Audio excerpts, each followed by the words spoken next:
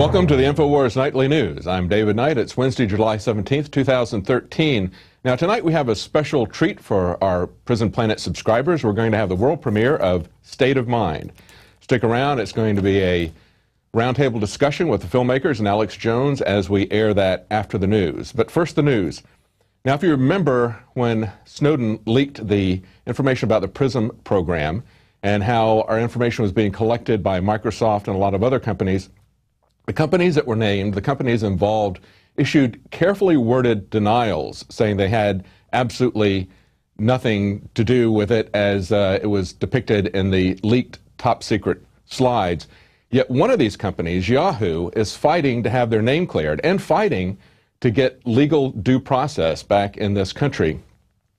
The U.S. government is now going to declassify Yahoo legal documents from FISA, the secret court opinion. Now, if you remember last Friday, I believe, we reported that Yahoo was suing for this information. Now they have won. This from the article from Engadget. It says Yahoo had claimed that it fought against PRISM since 2008. It's now about to land previously secret court documents to prove it. A Foreign Intelligence Surveillance Court, that would be FISA, has ruled that the U.S. Department of Justice must declassify the firm's legal briefs and the court's decision on the search giant's attempts to resist the government's request for user data.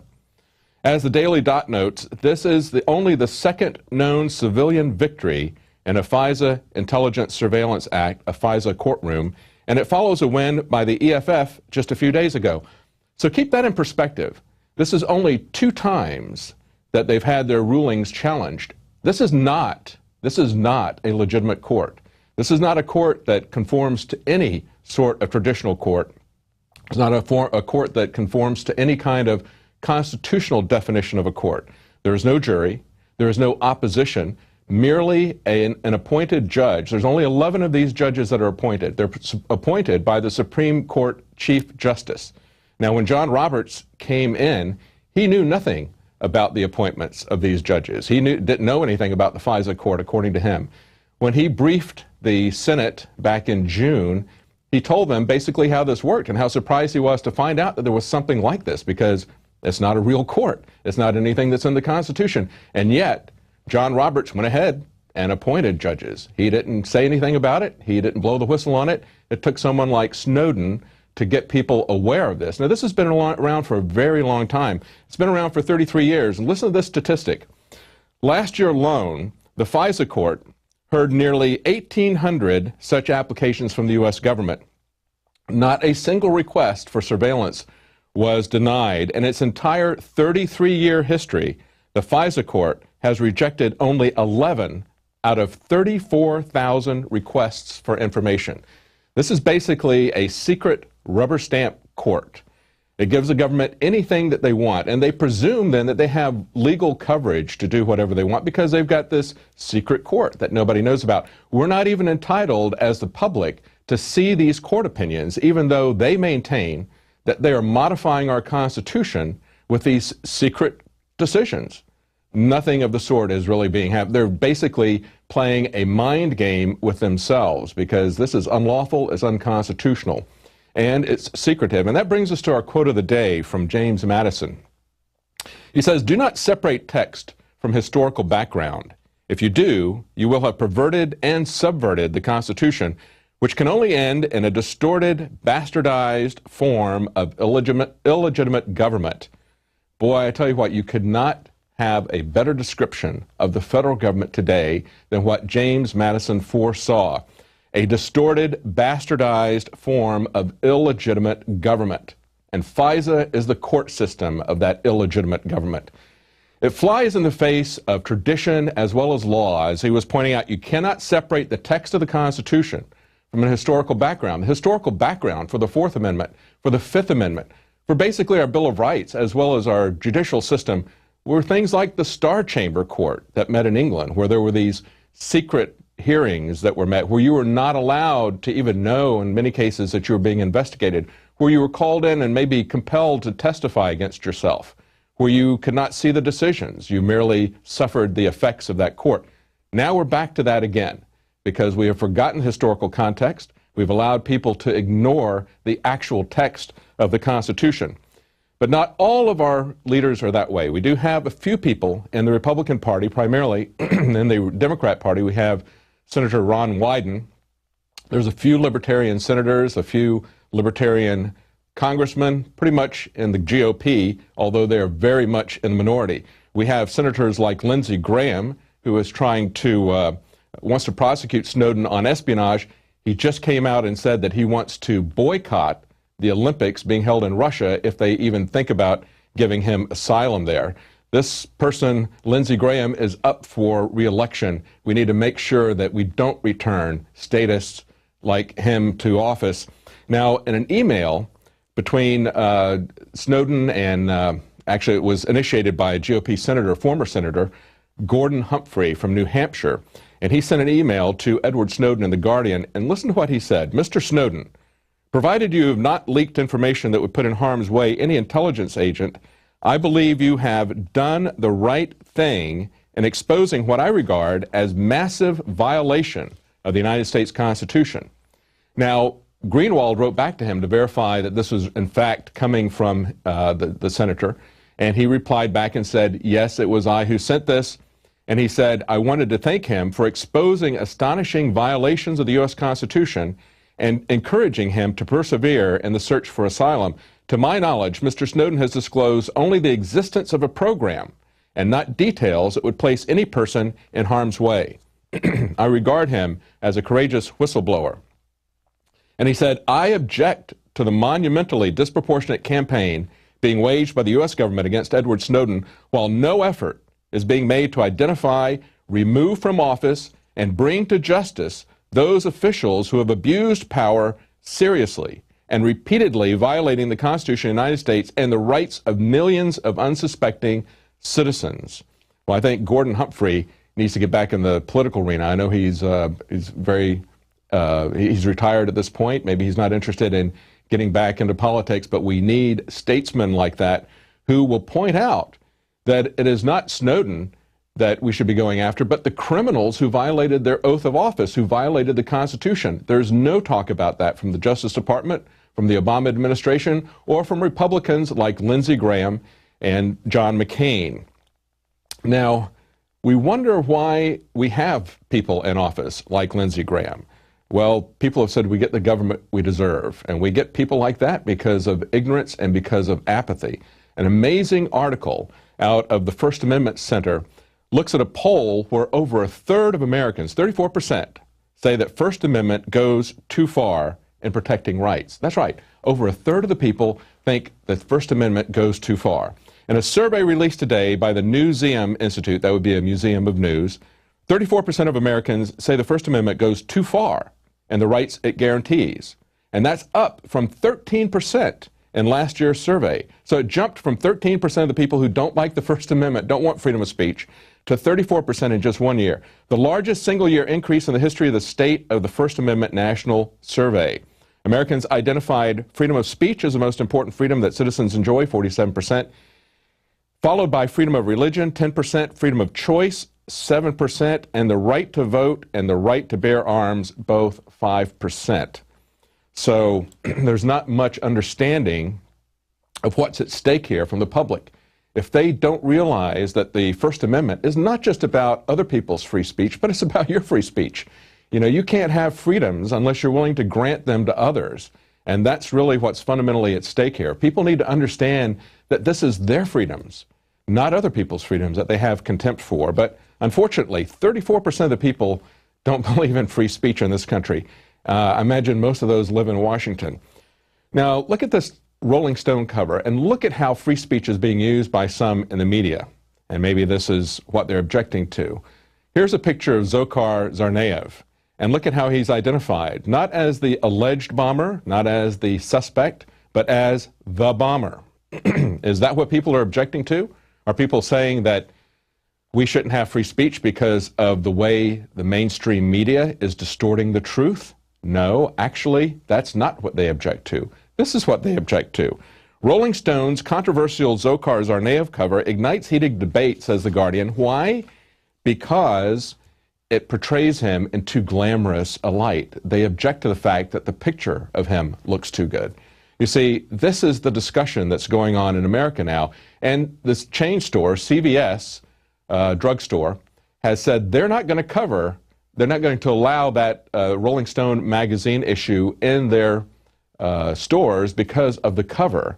So everybody, because of the mainstream media, has already decided that Dzhokhar Tsarnaev is guilty, even though he hasn't even had a trial, and even though we have some interesting reports from his first appearance in court. Now, of course, there's no photographs allowed of people who show up in court. We have people saying he didn't act like himself, he didn't really look like himself, he had wounds that were still from the initial arrest, perhaps. Of course, they could still be beating him, he could be under drugs, so maybe he's not acting normally, maybe that has altered the way he looks to former friends and colleagues, students that he went to school with. But most interesting is that a Boston Herald reporter, reported that he said that he made his statement with a very heavy accent. And as a report showed, home movies of Dzhokhar Tsarnaev show that he has no accent when he speaks English. So there's a lot of stuff that's fishy about this whole Boston bombing. As Infowars has been pointing out from day one, we believe it's a false flag. We believe these people are patsies who have been set up, and yet they have been tried and convicted in the media, so much so that it's created a stir because there's an attractive photograph of him on the cover of a magazine, and we have retail chains refusing to carry it. Now, we also have some other examples of tyranny. This is a little bit different. This is actually not government tyranny, but something that we see when Google has a monopoly.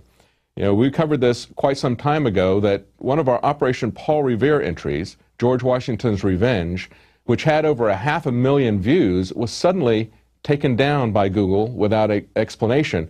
And it wasn't just that that video was taken down. Off the Hook, Off the Hook TV, the people who set this up is Telly Blackwood, actually had his entire YouTube channel, his business, flushed down the memory hole because of this action. He had no legal strikes, no copyright strikes against him whatsoever on YouTube. And they took down the entire channel without warning, without explanation, even terminated his Gmail accounts. And he has told us, as he's investigating this, he's learned that up to 60 reposts of that video on YouTube have continued to be taken down. All they said was that there was a legal issue with his site, not saying exactly what it was or where it was coming from, kind of like the FISA court. But Google took down his entire channel, and they're taking down every posting of that video, even though it's a very short comedy satire. There's no copyrighted material in it, nothing that's really offensive. He's making a little bit of fun of Michael Moore and Piers Morgan. Michael Moore took some exception to that. But that's the power that Google has. Those are the people who are working hand in glove with the NSA and the surveillance state.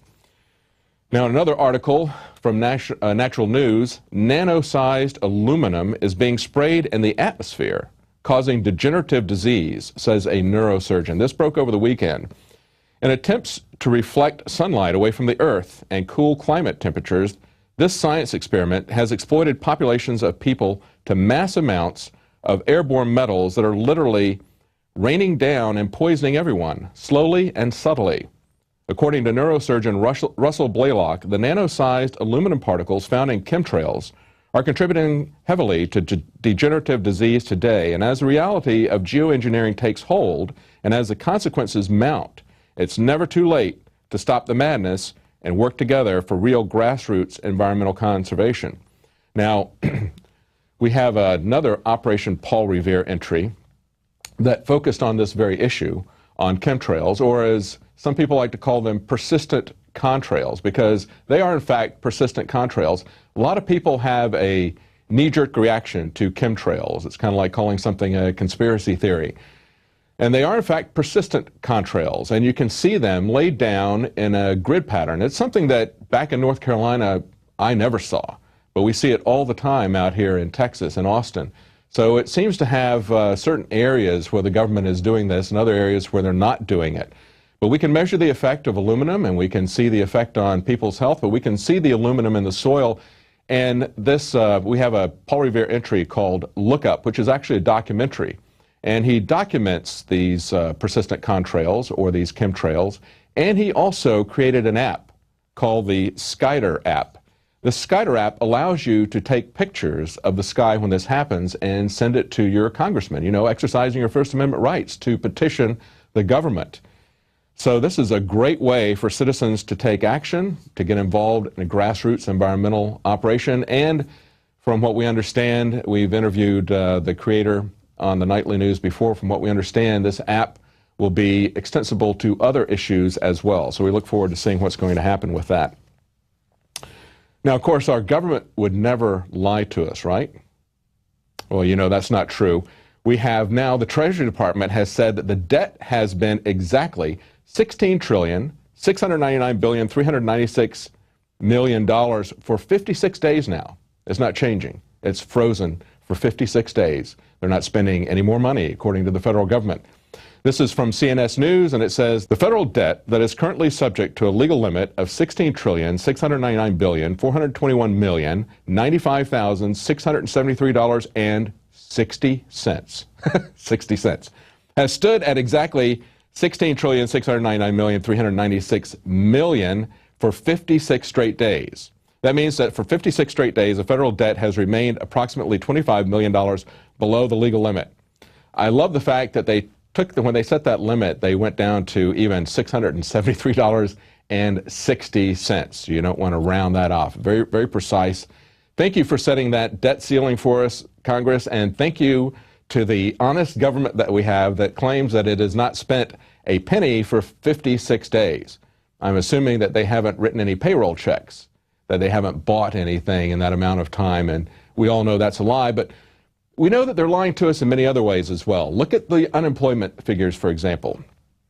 Every quarter, they come out with an unemployment figure that's new. And they talk about how it is better than they had expected and things are improving. And then they also announce that the previous quarter's figures have been revised down. And they do that in a moving quarterly basis. So every quarter, they revise down the previous figures and then pull the employment figures up to make it look better, and then they do the opposite the next quarter to make it look like there's always a positive trend, and nobody remembers that. And it goes even farther than that. Remember that the unemployment definition has changed significantly in the last decade or two. It no longer is what you and I think of unemployment figures. They have a lot of different unemployment figures that they create statistically. And remember, Mark Twain said, statistics don't lie, but liars use statistics. Well, our government lies all the time with its statistics. They play those types of games, constantly rearranging unemployment figures, telling us that they've got a debt limit when they actually are pretending that for nearly 2 months they've not spent another cent. Well, all of that falls into the category of mind control, psychological operations. Stay tuned right after the break. We're going to have the world premiere of State of Mind with Alex Jones and the filmmaking crew providing commentary. Right after the break. Stay tuned. Stay tuned after the break. We'll have the world premiere of State of Mind, The Psychology of Control, with special commentary from Alex Jones and the crew from Free Mind Films. Now you can watch the Infowars Nightly News streaming live as it happens for free. Check it out at Infowars.com/show.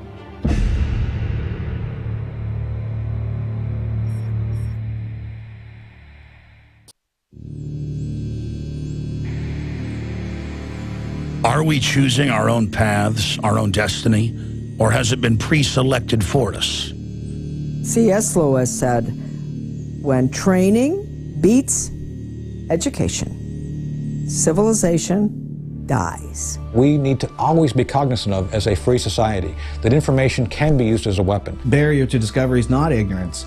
It's the illusion of knowledge. We are seen as nothing but biological androids. To gain control of education in America, not for a philanthropic purpose, but to change the thinking of the American people. From the time we're very young, we're taught to, worship authority, basically, because that's our key to survival as young children. Discover the history, the present, and the future of mind control. From compulsory state education to the Hollywood media brainwashing machine, We are kept in perpetual bondage to the ideas that shape our actions. And the CIA scientists could actually film people who had been surreptitiously dosed with LSD. There's a brain entrainment process that takes place. That gives the government free rein to create whatever story or narrative it wants to create. Whatever the public face of something is, whatever they're talking about publicly, there's something else over here they're probably not looking at. How to engineer the opinion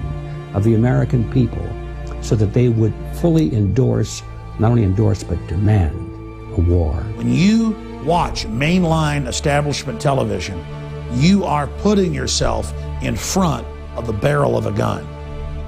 Discover the history, the present, and the future of mind control, psychological warfare, brainwashing. Are we controlled and manipulated? You bet. That's mind control par excellence. Find out how deep the rabbit hole really goes with this new groundbreaking documentary film, State of Mind. Available exclusively at Infowars.com.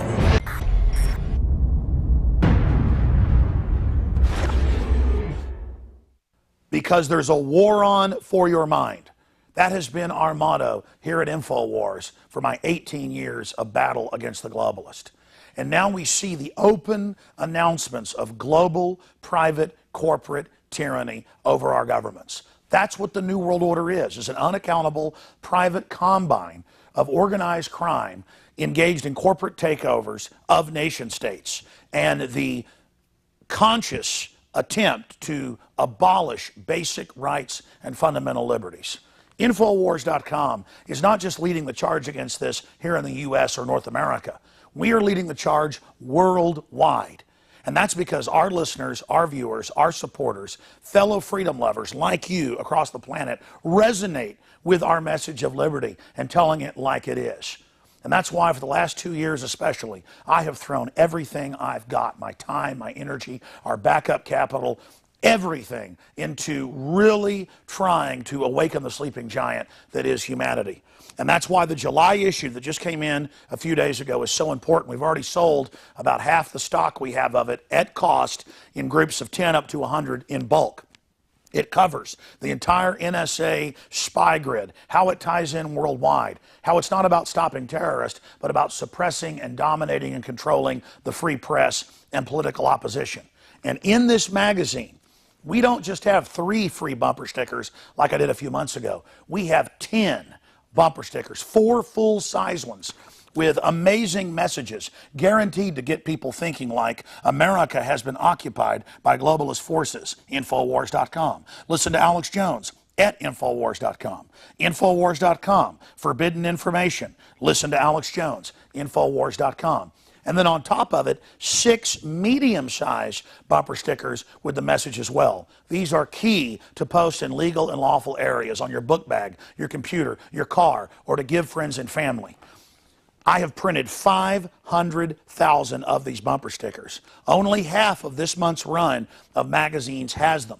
So when you purchase them in bulk or you're a 12-month subscriber, you will get the special issue. And I can't afford to do this every month, so it's going to be quite a while until we do this again. Please take advantage of this. Buy them in bulk and give them to your friends and family and encourage them to get these bumper stickers out, because with 500,000 stickers, we can reach tens of millions of people with the message of truth. They want to collectivize us. They want to bankrupt us. They want to drive us into their arms to control us. They want to dumb us down. But the sleeping giant that is free humanity is awakening. So I want to thank you all for your support. I want to encourage everybody to go to InfoWarsStore.com and to get a 12-month subscription or to give a gift subscription. Imagine 12 of these coming to your friends or family's door to wake them up. Or to give a gift subscription to the local police department or your local congressman or woman. This is how we're going to affect change, voting with our dollars and voting with our time. Again, visit InfoWarsStore.com today to subscribe, to get the magazine in bulk, or to give a gift subscription, or to give yourself a subscription to wake up friends and family. I am all in.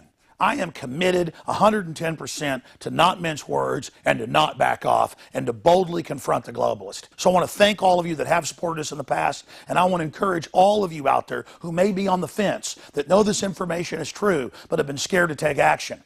You had better be scared of not taking action and letting this monstrous system come to fruition. Now is the time to commit. Now is the time to say which side of history you're on. Now is the time to stand against the globalist and the New World Order.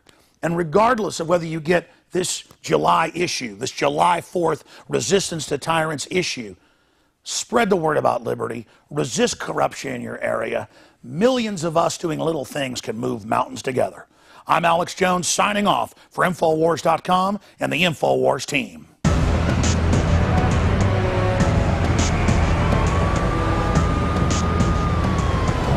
Johnny Appleseed was born during the Revolutionary War. He's not just a legend.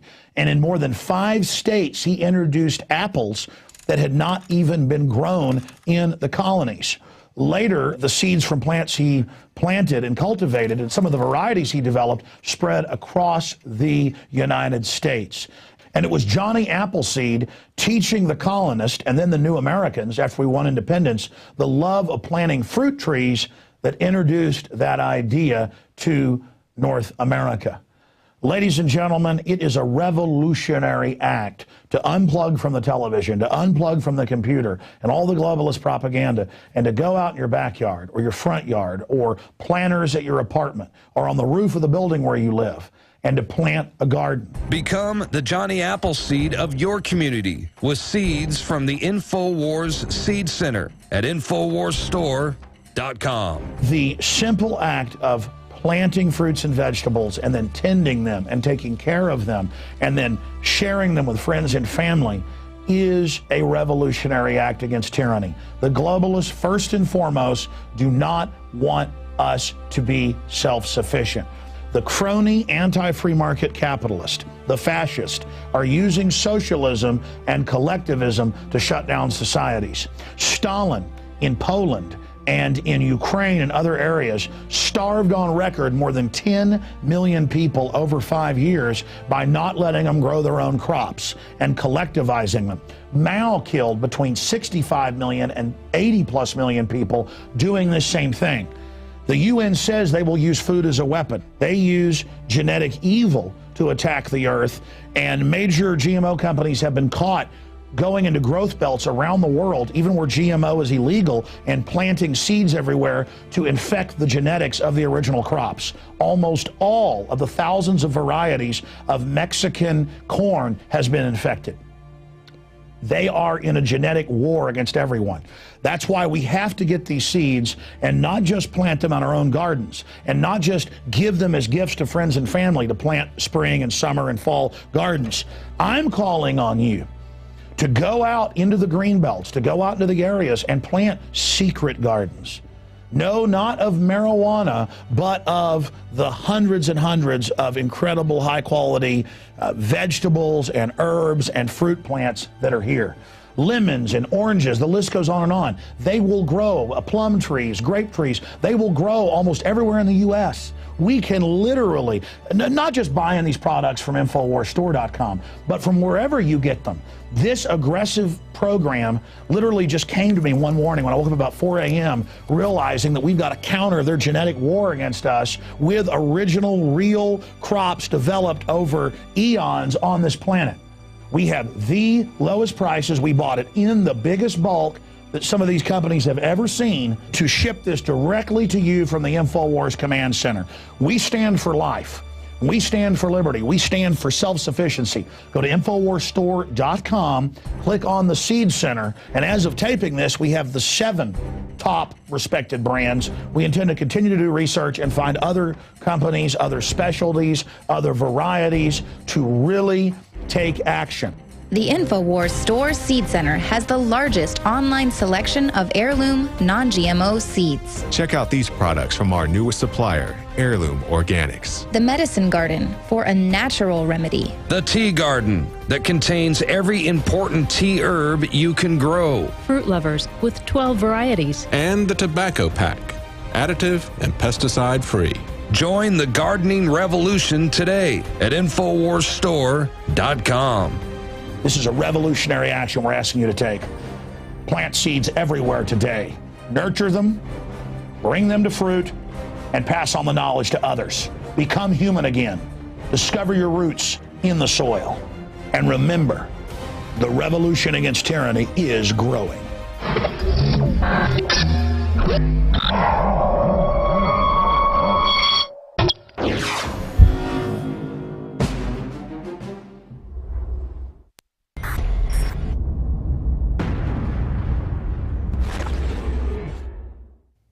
And welcome back to this July 17th, 2013, Wednesday night edition of Infowars Nightly News. I want to thank all the viewers and subscribers out there that make so much of this possible.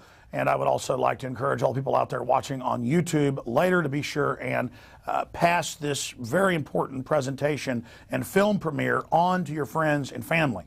Because the film makers have done so much work. We've done a lot of work here at Infowars as well to help bring you this information, because knowledge is power, and we're wanting to build a free society. Now, I was interviewed probably, 6 months ago for the film State of Mind. And when I saw the final cut, I said, wow, I want to be involved in this. This is really a powerful documentary that shows the history, the present, and the future of mind control. And it's hardcore and informative, but also is very approachable to the general public. A great tool to wake people up about hidden agendas. And so we have gotten the crew here at Austin, Texas, and we've gotten them to agree to premiere this to the viewers of PrisonPlanet.tv and then ultimately to YouTube and other channels.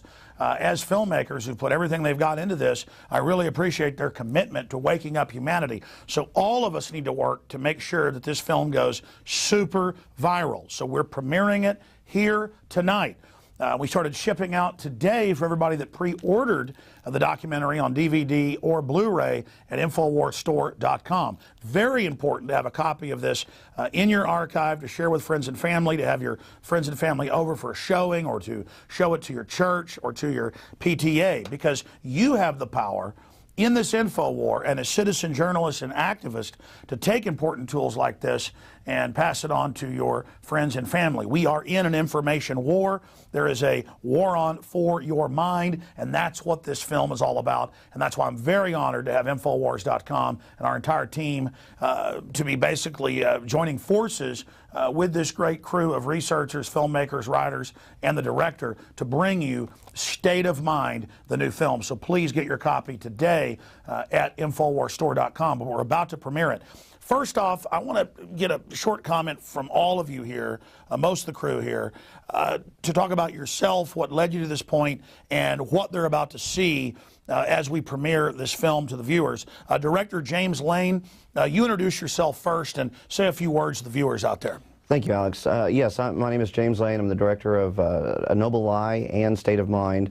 When I started working with this crew, Chris Emery and the other guys that we worked on A Noble Lie with, we asked people, why don't more folks question the official story? Why does this not more prominent in the public mind? So we started looking at some of the methods of control that keep people sedated and not asking questions. And so we really wanted to expose the methodology, not just the who, but the how is it done. And that was our biggest motivation behind this. Having our roots in street activism, we want to give people tools that they can go out and give to their friends and family that can help wake them up and get them involved.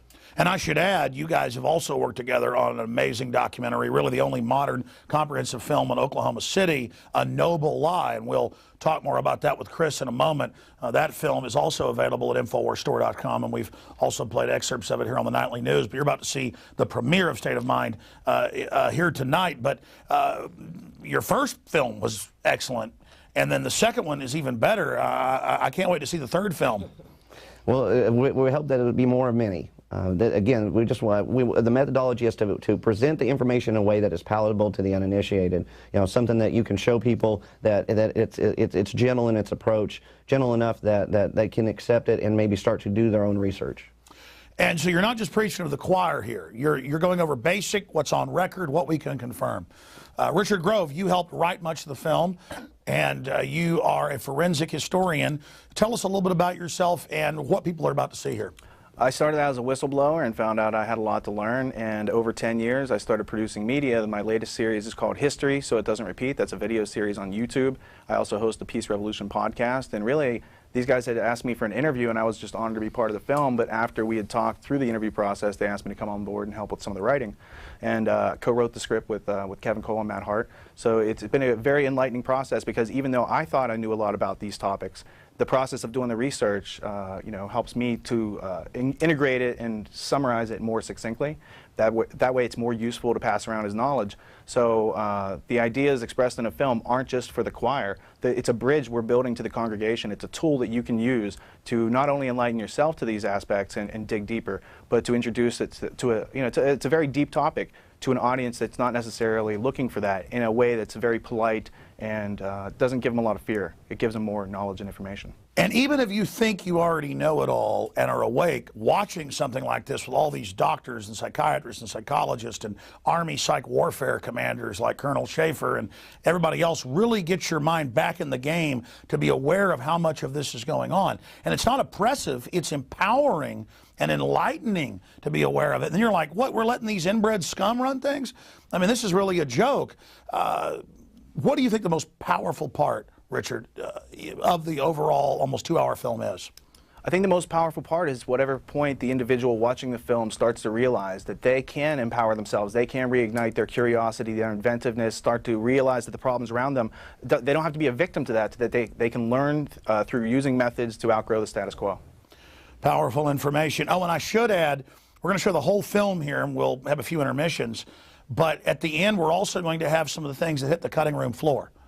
And you guys were saying some of this, I haven't seen some of this yet, I've seen the film obviously, some of this is even more powerful than what's in the film.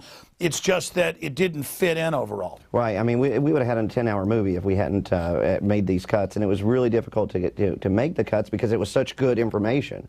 But in order to get the flow, to get the cohesion to the information, we had to make those tough decisions. And usually you get the extras later, a year later on a second DVD. You're getting them at the premiere here tonight. And so we'll see how much time we have for that, because you've got quite a bit, but it's powerful because I've seen just some short clips. Now, moving on here to one of the producers, Austin Green, because I love this diverse crew here, all the backgrounds you guys come from.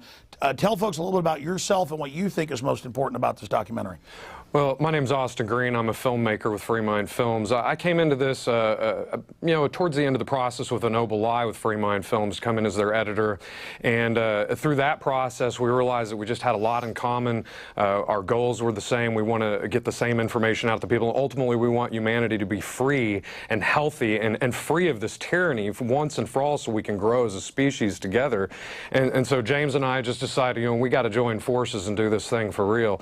And, going into State of Mind through this whole process, it's just solidified what we already knew, that this is what our destiny is, and we want to just continue bringing the information to people and get the information out there as best way we can, but at the same time do it in a way to where people aren't turned off by the information so much so that they're not even willing to give it a chance and show their family. And so we had to make a lot of tough calls about the information to cut from this film, because some of it may have been a little too much for the uninitiated, and it's always a tough call to make, but we did our best. We've done a great job. As a veteran, because we've talked off air some before, thinking you're fighting for America and then finding out most of its globalist operations, does it feel good now to know that you 100% are fighting for humanity, period? I mean, I don't want to put words in your mouth, but we've talked privately before. What is the contrast between being a veteran now and, I mean, do you realize, from my perspective, that you're really fighting for humanity now? Well, when you're in the military, that's what they tell you, is that you're fighting for humanity, you're fighting for freedom, and you buy into it. You drink the Kool-Aid like everyone else, and you think that that's what you're doing, and then ultimately you realize there's a lot of hypocrisy going on, a lot of corruption going on. And that's why I got out after my first tour, was because I wanted to do something that I felt was more personally rewarding. And, going to film school, hoping that someday I would get a chance to do something like this. What an evil individual. I know. Oh, my God. gosh, you wanted to, wow, that's horrible. And then pick people you wanted to work with, not be forced in with them. That's absolutely. terrible. And you know, I think that the result of that speaks for itself. What we've been able to accomplish with so little, it just goes to show everyone out there, you know, you're just like me, you're just like James and Richard and Chris here. You can go out and do these things too. We're not superhuman, we're just human beings that give a damn. A damn. I think that's really the key to this, is that I'm just a regular guy. I started out at Access Television, and I've reached, let's not be conservative, probably 1 billion people one way or another. Including myself. I mean, I got started through listening to your show, and that's how I ended up meeting these guys as well. I mean, and now you guys reached millions with your last film. You will reach millions one way or another through this. And we're reaching people right now, and they're reaching. This is exciting. Absolutely. Right. Incredible. Tell people about yourself. Chris Emery, filmmaker, been in the business for 31 years. This is the first time that I've had the chance to actually work with one of the best crews in the industry, and I say that hands down. I was more on the commercial side, worked in front of the camera for about 12 years, did print work, and then did biographical documentaries, mainly on philanthropists and so forth in Dallas, artists. But the Oklahoma City case was the first time that I had to actually do a full-fledged historical documentary. The State of Mind, Psychology of Control, I'm brought in more on the logistics and on the co-production end, not so much on the research end, and I'll be helping a lot with the marketing, more so on this end, on this project. So I'm really looking forward to it. We've really stepped up our game, and it was because of Infowars. I mean, we really have to thank your entire crew. You guys have just rolled out the red carpet for us. And well, it's an important film, and it gets people thinking, and it's our viewers that have rolled out the red carpet for liberty and for justice and for fighting the globalists, and that's how we've been able to do this. Well, enough of us talking for now. We'll pop back a few times during the premiere of State of Mind, and then again at the end, we're going to show you some of the extra information that couldn't fit in the film. So here it is, the premiere of State of Mind, the Psychology of Control, right now here on Infowars Nightly News.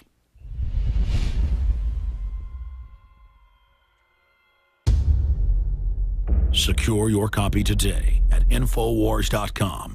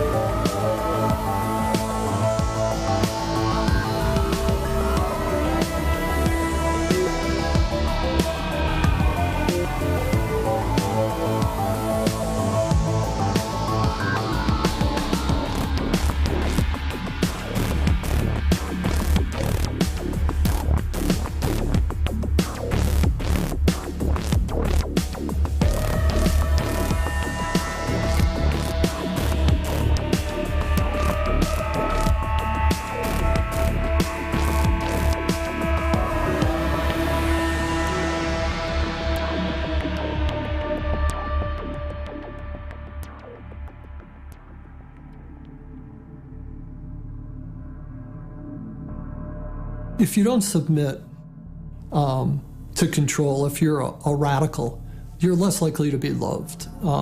You're not fitting in with society. You're viewed as an outsider. So there's a lot of social prohibitions about the outsider and the person who's going to upset things. From the time we're very young, we're taught to, worship authority basically because that's our key to survival as young children.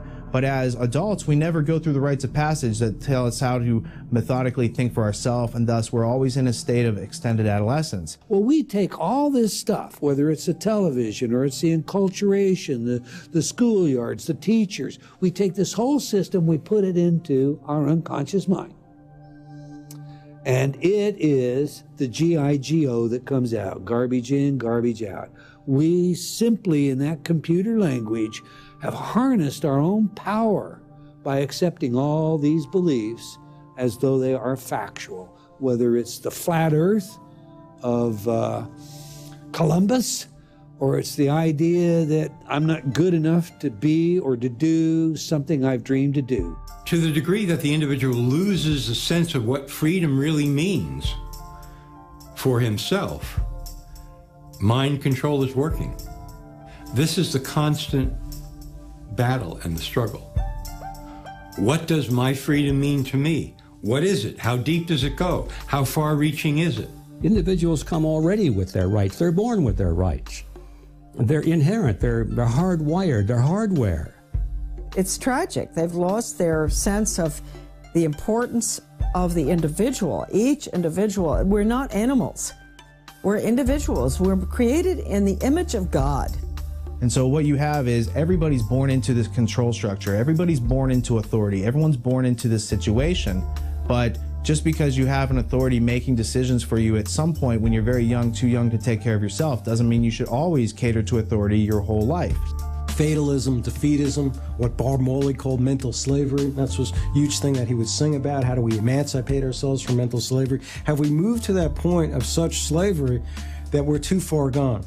And just kind of letting it all flow by and being apathetic about it just gets you in a position of being controlled. You know, there are some people that don't care. There are some people that don't know and don't want to know. It is very frightening. If you really look at it, you would be left with the understanding that you were obligated to do something about it.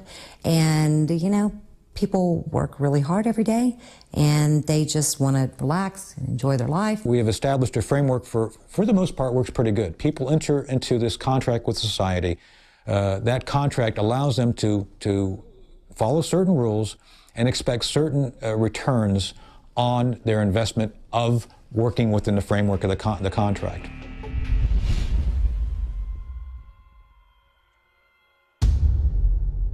Secure your copy today at Infowars.com.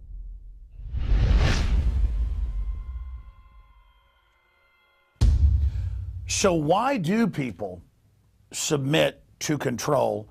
I'm going to give you my answer before I hear the filmmakers. You're born into it. You grow up in your diapers in front of the television. They're not even aware of it. And as G.I. Joe says, it's really an old Army saying, knowing is half the battle. James Lane, Mr. Green, I want to get your take as the filmmaker studying this. Why do people submit to being manipulated? For me, it makes me very angry that people are lying and trying to program me, trying to manipulate my free will. I think one of the biggest aspects of it is the 15,000 hours of compulsory schooling. You know, we're taught not to question, we're taught to accept information on authority and regurgitate useless facts, not how to think, not how to be a person and think critically. That's got to be one of the most integral parts of it. I mean, really, you know, from my perspective, especially coming from the military background, is that we control ourselves through societal pressures and peer pressures not to go outside of the box, not to be a critical thinker, but to just accept the status quo and go along to get along, not rock that boat. And so, you know, that's what you see in the military, especially, and the rest of the world, is that we're really all policing ourselves for the globalists. They don't have to do much. They've entrained us so much that we pretty much take care of the job. They set up the parameters, and then we just stay within them. They've done these studies where they've got rats at universities within a steel maze that has little artificial lights and things. They think that's the whole universe. But if they could ever chew their way out, they would realize there's a whole planet around them. And I really think it goes back to Plato's allegory of the cave. Take the military. I find because there's discipline and things in it, people that come out of it and wake up are some of the best folks to work with. But at the same time, those that never wake up are some of the worst and become the enforcers because they are put through sleep deprivation, they are brainwashed, they are yelled at, they are conditioned. And if you look at cult programming, that's what it is. But I guess the Germans did develop in Prussia what is our modern military system, and they admitted it was a brainwashing system. Absolutely, and that's what you see in our school systems too. I mean, they've just taken that and rolled it right into there, and they treat our children like they're military people. They're training to go to war, and that's probably exactly what they're hoping for. I think that you know, people want to be part of society. I mean, that's a natural you know, thing that we do. But yet we're not given any other parameters, like you were saying. They don't know anything that's outside of that maze. You know, we're not taught to think critically and have original thought. They use our natural capacity. They use the fact that we naturally in a tribe want to conform and be friendly as humans and share. They artificially manipulate that. Yeah, later on in the film, you'll hear Eldon Taylor actually say, you know, at some point you have to ask yourself, when was the last time you had an original thought? And I think that is what a lot of people, it keeps them in that level of control. Now, this next part of the film, I think, may be the most important. It deals with the fact that we're being turned into human resources. You know, we weren't called human resources till the 30s. Human resources. Resources for who? You understand that, ladies and gentlemen? So get ready. Here is how the establishment see us.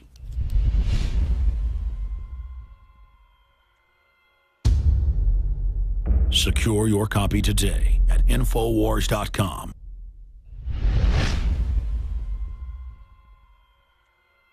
Human beings form habits. At some point in our lives, many of us realize that the lives we are living are not those which we have imagined, but rather lives reflecting others' imaginations, as if we have been unwitting actors in someone else's script. Are we acting out the artificial roles created by others who have successfully harnessed our minds through our habits? To answer that question, one must first learn how the minds of individuals can be harnessed by systems of psychological control. Are the habits reflected by human beings in direct conflict with their needs to survive and thrive in this world? The enormous implications deter many of us from asking these simple questions and finding answers relevant to our daily lives. If we don't resist all of the different information that comes our way and weigh it and use our own mind instead of what somebody else wants us to think, eventually society would become nothing more than automatons, robots. The establishment it's protected itself unless you submit to the saturation indoctrination and adopt all its values. You can't get in. Everyone needs to find out and really think about it. What is going too far? Because all of this is happening so fast, you need to be ahead of the game. They're ahead of the game. Humans subjugate themselves to control because they're born into it. And the tyrants and the social engineers know how to incrementally begin to slowly ratchet up the manipulation, the domination, the oppression, so that people never really recognize it coming. It's the old analogy of the frog in the boiling pot. You throw a frog into a boiling pot, folks in Louisiana will tell you this, a bullfrog, he'll jump out. But if you put him in a cold pot, turn it on simmer, heat it up slow, he'll boil, and he'll never see it coming. Well, I think it has a lot to do with group collectivism. And like, go back to John Dewey, you know, he hated the individual. He hated the rugged individualism of Americans. They had to get rid of that. And Carnegie very deeply involved in that. They even talk about getting rid of that, huh? And so I think that when you've been reduced to a member of the group, the collective, whether it's through sensitivity training that teachers have to go through, or whether, you know, it's in your own community, like we have a community-oriented policing system, you know, where they give you a medal. If you do a good deed, well, you know, you're part of the collective with the police. I would say in the next 50 years, if large numbers of people don't become consciously resistant to the overall mind control exerted on society, we're going to see many more people who really truly resemble androids. People induce this themselves by looking out at the world and saying, it's too dangerous for me to tell the truth or to say what I really believe or express how I really feel. It's much better if I fabricate a completely synthetic personality that's going to sit back here and remain passive. That's how it works. The idea of short-term gain, basically giving up freedoms. Giving up freedoms is never a good idea. Since the dawn of time, small groups of human beings have instilled artificial circular limitations on the minds of their subjects through the procession of history. Traditionally, the limitations are imprinted on the servile population through a cunning use of language, instruction, and media for the purposes of conquest, social cohesion, and authoritative order by harnessing the human resources of the broad population. Human history reflects countless stories, regardless of what era you happen to live in, and the common thread throughout these stories is that of the struggle between the state, whatever its form, and the individual, the goal of which is to harness and subsume the individual, willingly or unwillingly, into its group collective. The role of authority is a predatory system that sees the individual basically as a unit of energy. The first forms of mind control go back to prehistory. And you would simply have a priest class that developed technologies of herbs and medicine and had a value to the tribe. But pretty soon the priest class would start studying the sky and when there were solar and lunar eclipses and would say, hey, the sun's not going to come back on this date unless you make me king or unless you give me total control. And the people would say, okay, we saw the eclipse when you said it was coming. You know, the snake god ate the sun of the moon. What do you want? I want your firstborn child. Sacrifice him to me. Every culture does that. Every culture at one time or another demands human sacrifice because that's the state or the priest class demanding absolute, total fealty and submission to it. Mind control has existed since the dawn of time. Only the methods have changed. Elites have always known, if I can control the minds of my people, I control them. Only the technology has changed. It's still the same program. It's never stopped. Sun Tzu, within the works of The Art of War, talk about the fact that if you can understand your enemy so well to the level of where you can psych him out, basically defeat him before you put one boot on the battlefield, you've become a true master of your domain. The Greek author Plato embedded several key characteristics of ruling groups in his monumental work known as The Republic. Therein, he introduces the term cybernetics as a description of steering the ship of state, emphasizing crowd control. Plato memorialized the essence of the scenario used to control individuals to this day, to make them part of the group or state. This is famously known as the allegory of the cave, a useful strategy which is emblematic of the history of mind control. The idea of cybernetics first shows up in Plato's Republic. I believe it's book 6, and in the Greek original text it's read kybernetes. But you can easily discern how this word tied into cybernetics, the control of not only nations, but how the making of individuals into the collective that forms the nations came about. As we've moved through history, every great leader has had to understand the potential of information, the potential of speech, the potential of words, the potential of books. What is a citizen, if not someone willingly or unwillingly participating in the machinations of the state? How would we acquire the habits of citizenship without stimulus from the state and our response to it? Attention! Attention! This is your beloved leader, Og the Exalted. There will be a special giant joy rally today at Og Memorial Stadium.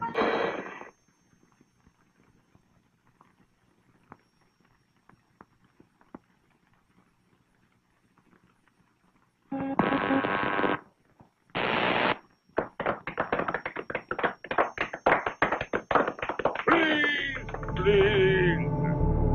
In an attempt to assist the state, a 14th century Italian named Niccolo Machiavelli crafted several books intended to help the ruling elite dominate their subjects with the most effective psychological warfare techniques available to the world at that time. And he was trying to convert the Medici family into hiring him to provide political advice. Conspiracy is the story of history. It's the story of plunderers taking care of people who produce. They claim to take care of them through government, which doesn't give you anything, it doesn't take away first. So it's not creating something out of nothing. It's very real what they're doing. They're taking your rights or taking some people's rights and adding more to someone else's rights. Concurrent to Machiavelli's efforts, the consequences of tyranny were sowing the seeds of liberty throughout Europe, with authors like Etienne de la Boétie of France leading individuals to consider their situations and discover effective means to achieving liberty for all. So this whole idea of Machiavelli telling the ruling elite how to do this in a more efficient and effective manner without people directly knowing about it. But his mistake is that these books get out there and other people start to read these books because it's not just the ruling elite. This starts to have an influence in Europe. You've got a character named Etienne de la Boétie who writes a discourse on voluntary servitude. And basically what de la Boétie does is he shows you that everything that Machiavelli told the ruling elite about how to control you is undone when you understand it to the nuts and bolts level, where you can then withdraw your consent, and that only then are you free. We control you. We control your mind. We make you believe you have no creative power. We make you forget you have imagination, which is the core capability from which you can invent your own reality.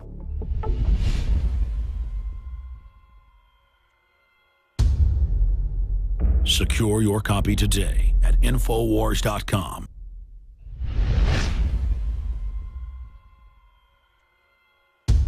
And we're back with the crew of Free Minds Film. Again, I'm your host here on Infowars Nightly News, and we're premiering here the film State of Mind. We're going to go right back to the film here in just a moment. But first off, talking to Richard Grove and Chris Emery from the film, I want to get more into how amazing this is that we allow our resources to be collectivized. In France, it's over 80%, and the government gives part of it back with strings attached and actually says, we're giving you this, when all they did was steal it. It's just all of it is so fraud-based. Well, it's a reflection of the scientific management of society, which started in the early 1900s. I think Frederick Winslow Taylor is the person that's credited with that. But it's all about using the scientific data to dissolve the family boundaries, the boundaries of the individual, to break down the individual so that they don't think of themselves as an individual. They think of themselves as part of a group. The term group, it's a universal. It's something that's in the mind. There are no groups in physical reality. So breaking the context and the relationship between the mind and physical reality makes people confused and easily malleable. And your only identity is that what color you are or where you're from, instead of who am I? It's a class system. It's predefined. slavery. It's predefined, yes. Yeah.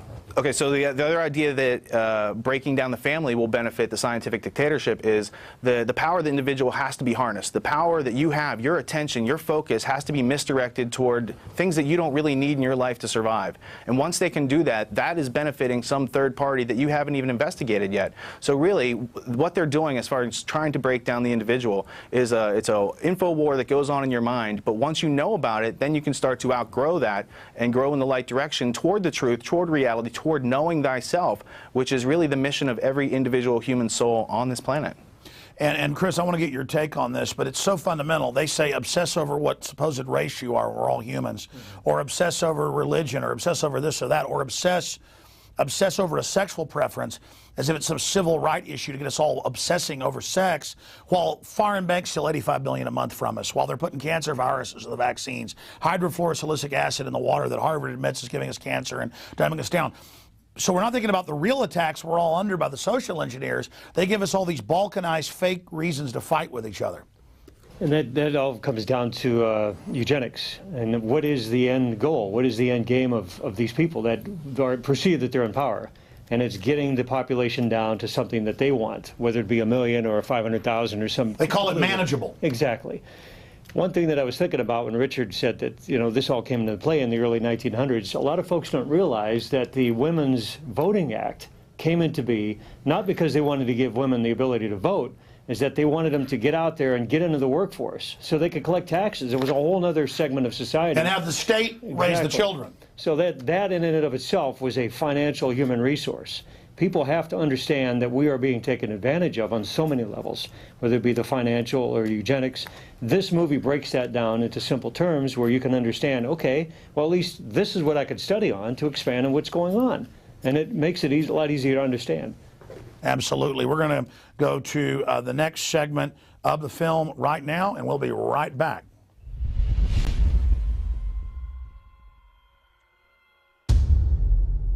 Secure your copy today at Infowars.com.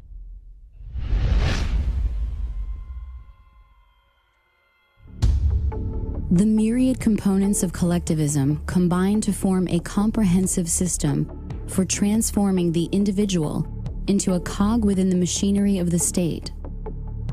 The first step is to remove self-reliance, thus creating dependence on the state or collective. The next step is to create a motivation based on fear of scarcity, as opposed to creativity and productivity. Remove the systems of autonomy, creativity, and self-teaching, which help create individuality in the first place, and the void is filled by the will of the collective. Nature abhors a vacuum, and the mind is no different. Innovative and enigmatic German philosopher of the 19th century, Georg Wilhelm Friedrich Hegel, observed that human history could be manipulated to create a contrived outcome. Hegel's essential observations of the methods by which history may be authored by a small group translate into a world in which an individual's choices may be engineered away from his needs. How to engineer the opinion of the American people so that they would fully endorse, not only endorse, but demand a war. There's another one. Another plane just hit. Right? Oh my God. Another plane has just hit. It hit another building. Flew right into the middle of it. Explosion. So it's problem. The people then beg for it. That's reaction. And then it's solution, which is centralizing more control. Create the problem. People scream. You couldn't impose any solution you want on people. One recent practical example of the use of Hegel's method for control is that of the infamous underwear bomber. I'm Kurt Haskell. I'm a Michigan attorney, and I'm more well known as being the main eyewitness to the underwear bomber event on Christmas Day 2009. I saw two men approach the desk. One looked like a poor African man, or maybe late teenager, and one looked like a wealthier Indian-looking man who had on a tan suit. They were walking together, and I just thought they were a weird pair, and I was wondering why the two were together, and I listened to their conversation as they went up to the desk and talked to the airline worker. When they went up there, just the Indian man spoke, and he said, this man needs to get on the flight, but he doesn't have a passport. And then the airline worker said, well, he can't get on the flight without a passport. And then the Indian man kind of argued with her, saying, well, he's from Sudan, and we do this all the time. The student from Nigeria smuggled explosives onto a flight in his underwear. Prosecutors staged a demonstration of what might have happened, but something went wrong. Abdul Muttalab's trousers burst into flames. Passengers and crew grabbed him. The plane landed safely. A source has confirmed that Farouk Muttalab is the son of Alhaji Muttalab, former chairman of one of Nigeria's biggest, wealthiest and most respected banks, First Bank of Nigeria. As soon as this happens, we see Mr. Chertoff all over the news and TV everywhere promoting these body scanning machines. But there are a few things we could do to make things better. First, we could deploy the scanning machines that we currently are beginning to deploy in the U.S. that would give us the ability to see what someone has concealed underneath their clothing. To meet agendas in conflict with the needs of individuals, the ruling class creates an artificial crisis to which the public reacts by begging for the ruling class to intervene. The ruling class then enjoys the plunder made possible by removing the self-reliance from individuals. Good morning, everybody. Today's hearing is the third in a series of subcommittee hearings focused and some of the causes and consequences of the 2008 financial crisis, a man-made economic assault on our country that is still foreclosing on homes, shuttering businesses, and driving unemployment. The combined philosophies of Thomas Malthus, Charles Darwin, and Herbert Spencer led to the development of social Darwinism. Social Darwinism grafted the concept of the survival of the fittest onto the larger social framework. Claims of biological advantages or superiority could then be advanced as justification for future economic policy relating to the poor, and as the basis of Francis Galton's pseudoscience of eugenics in the 20th century. So Darwin comes along about 150 years ago and comes out with his theories on where life comes from, and then it's survival of the fittest, and that the best organisms are able to survive in a competitive environment and move forward in the evolutionary chain. And whether that theory is correct or partially correct or totally wrong is a side issue.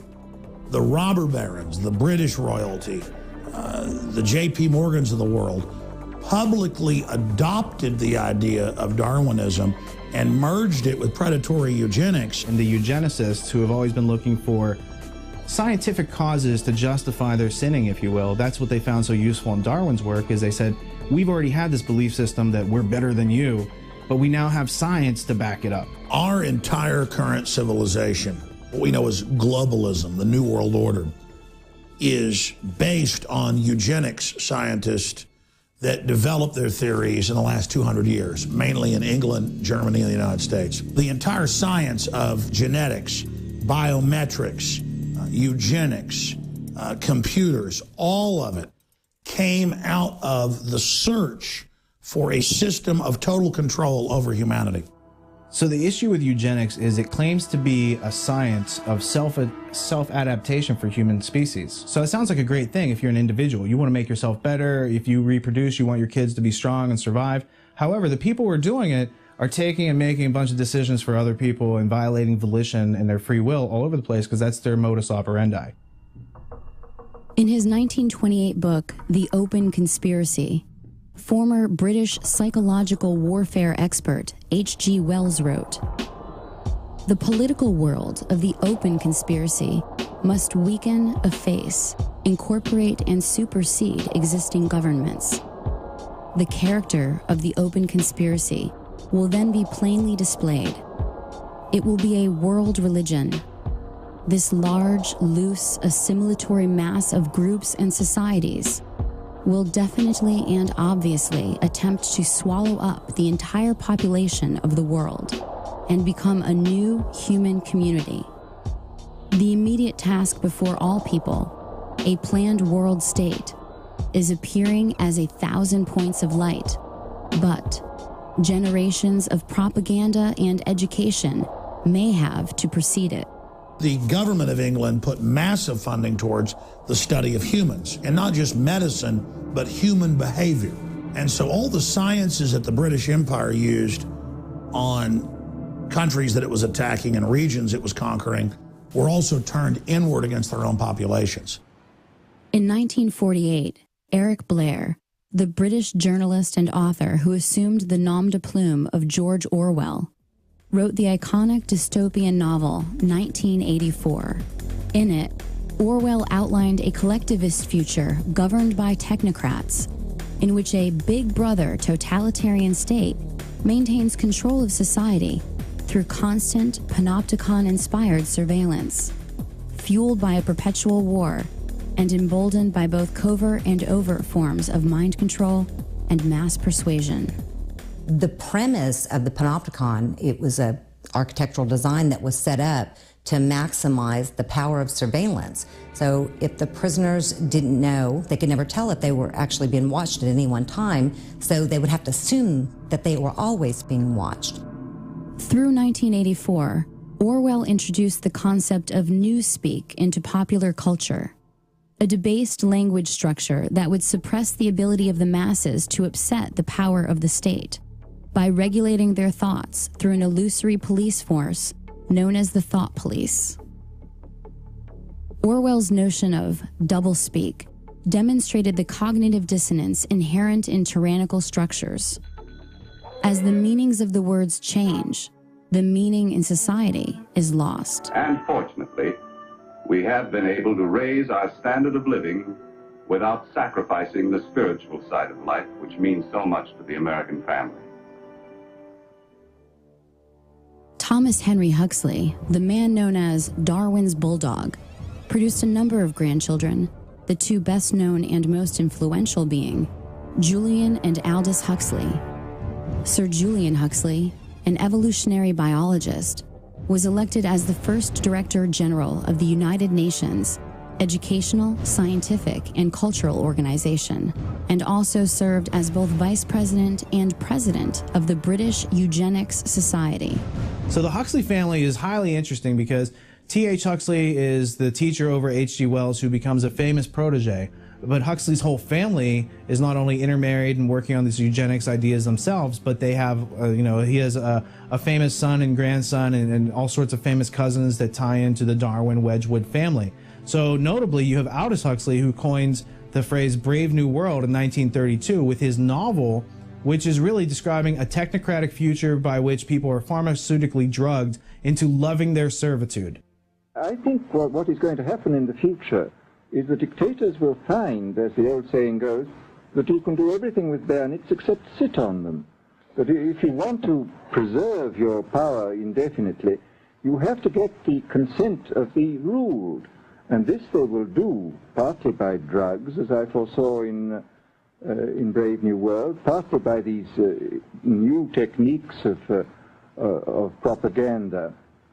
They will do it by bypassing the sort of rational side of man and appealing to his subconscious and his deeper emotions and his physiology even, and so making him actually love his slavery. I mean, I think this is the danger, that actually people may be in some ways happy under the new regime, but they will be happy in a situation where they oughtn't to be happy.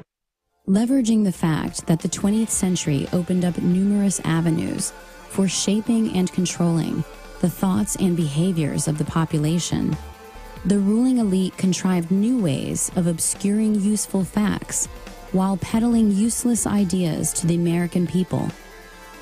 Advertising, in addition to fundamental changes in education, produced a population of non-thinkers whose false understanding of basic concepts instilled through public schooling led to generations of people who feel they are magically endowed with the ability to somehow attain knowledge without first observing the landscape of available, credible evidence. One such artifact of credible evidence which demonstrates that our lives are being scripted by the ruling class is a 1966 textbook authored by Georgetown professor Dr. Carroll Quigley, titled Tragedy and Hope, A History of the World in Our Time. In it, Quigley details a secret society, partially funded by central banker Lord Rothschild, enacted by Cecil Rhodes and led by Lord Alfred Milner in the Round Table Journal of International Affairs, which Quigley terms the Milner Group. The first questions most people ask upon hearing of such a book are, why is it so important? And why do so few know about its existence? This is a key book. It's almost like the Rosetta Stone to decode everything they're doing. It's over 1,000 pages long with incredible, documentation in the bibliography of how this ruling elite based out of Britain is using a full spectrum dominance model to fund the communists, to fund the fascists, to fund the Democrats, to fund the Republicans, so that there looks like there's a choice, but everything really is moving towards collectivism for the general public, while the elite themselves are exempt from all their own rules. These are the ideas of people who plunder that care not about laws or boundaries or nations or your rights.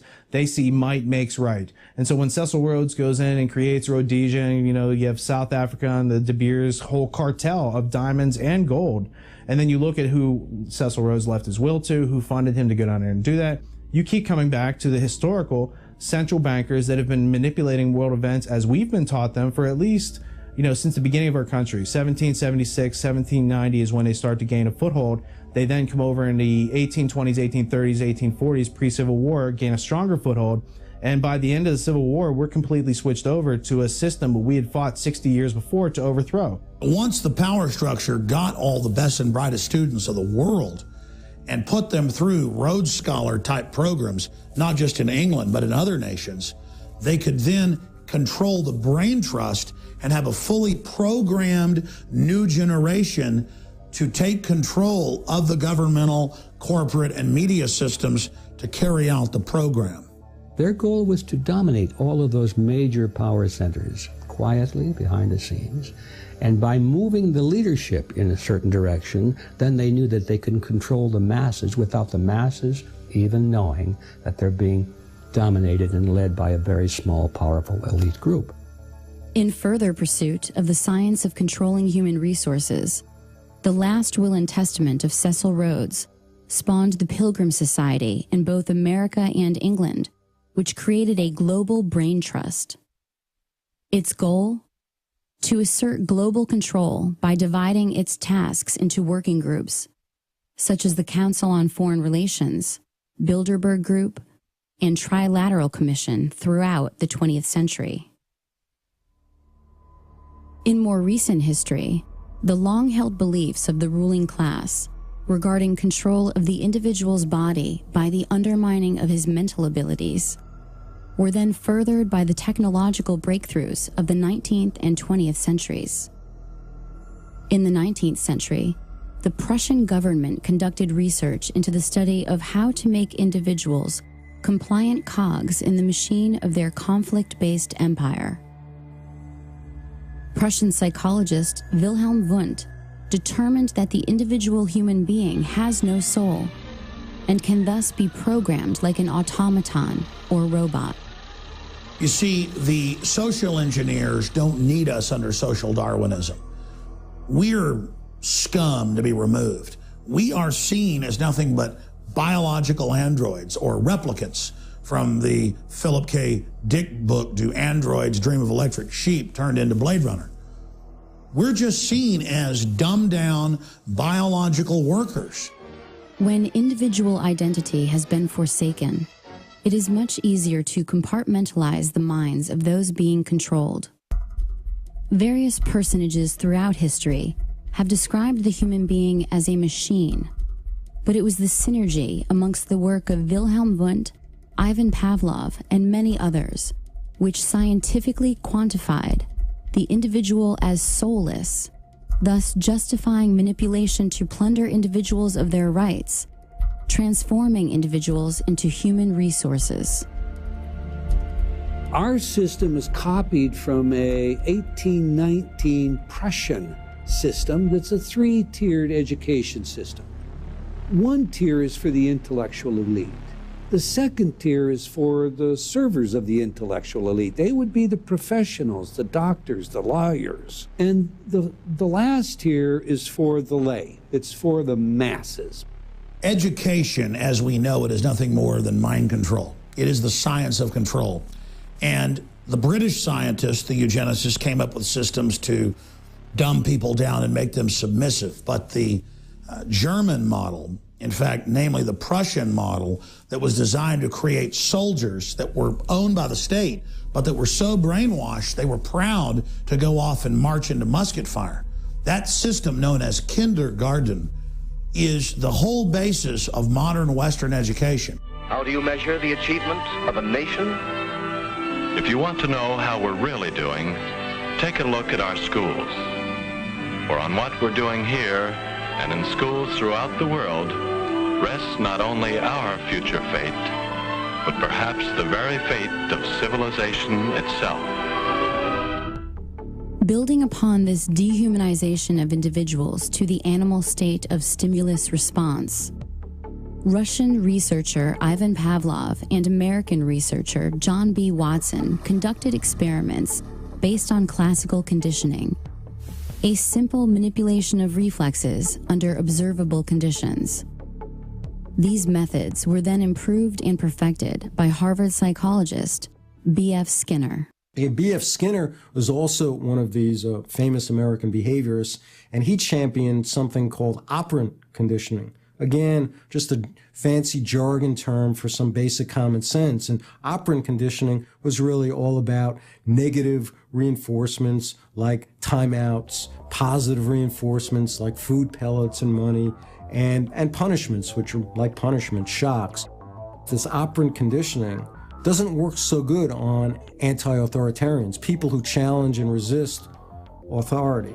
And later on, research has shown that operant conditioning works best on people who are dependent, infantilized, in other words, made like children. When you ask yourself, as a teacher, as I have at the college level, what have I got that my students want? It's sometimes a pretty discouraging question. But you can discover things which will be reinforcing to students at any level. And that has been done. A great deal of progress has been made. There are things in an ordinary, even say a ghetto classroom, lower grades or high school, that can be used as reinforcers. You can have special foods at lunchtime, access to play space, privileges to associate with other kids of your choice. More and more of these things have been brought into play as the kinds of contrived reinforcers that can be used temporarily to get the kinds of behavior which will then eventually have their own natural consequences, which will be reinforcing. One of the notable things that separates human beings from other inhabitants of this planet that we call animals is our ability to form questions. And that allows us to remove ourselves from certain types of control. Now, animals are subject to many of the same sort of stimuli that can train and condition them to give you, you can make a pigeon, according to Skinner, that appears to know how to read and respond to lexicons. So it gives the appearance that the pigeon can read or that the fleas are trained, but really all you're doing is, reinforcing a random schedule of conditioning, taking natural characteristics and harnessing them. So what you see in the 20th century, not only with the eugenics crowd and all these other things that we've talked about, what you see is they go after the root cause of humanity. The root cause of humanity is that we've learned to, speak amongst ourselves, and we've learned to observe reality, remove contradictions, and get to that which exists. When somebody obscures that feedback loop between you observing and testing it out and verifying it, when someone obscures that, they can take total control of your awareness. These methods of classical conditioning had advocates in other fields equally or more influential. Soon, the field of compulsory education would teem with the ideas first spelled by these social engineers. These children are being taught to accept uncritically whatever they're told. Questions are not encouraged. How can you ask such a question? Have you got a textbook? Yes, ma'am. Does it say here that our law courts are always just? Yes, ma'am. Then how dare you question the fact? Sit down. And so we aren't surprised when... But it must be true. I saw it in this book right here.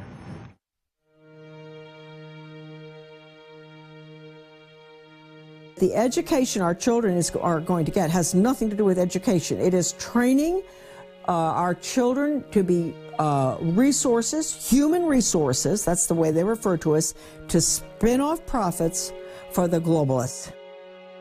The greatest barrier to discovery is not ignorance. It's the illusion of knowledge, and that's what the 15,000 hours in compulsory schooling really entrains and conditions into us, is that you've been told this story of the people in South America, and so you think you know about it. And it's not until later in life when you might come across more information about conquistadors and how Jesuits infiltrated all the religious systems and took all the riches out and basically harvested this whole area. And this is an example of plunder in South America that went on for hundreds of years. So until you have this other piece of information to bring this into focus, you think that what you were taught in public schooling during that 15,000 hours is really what's going on.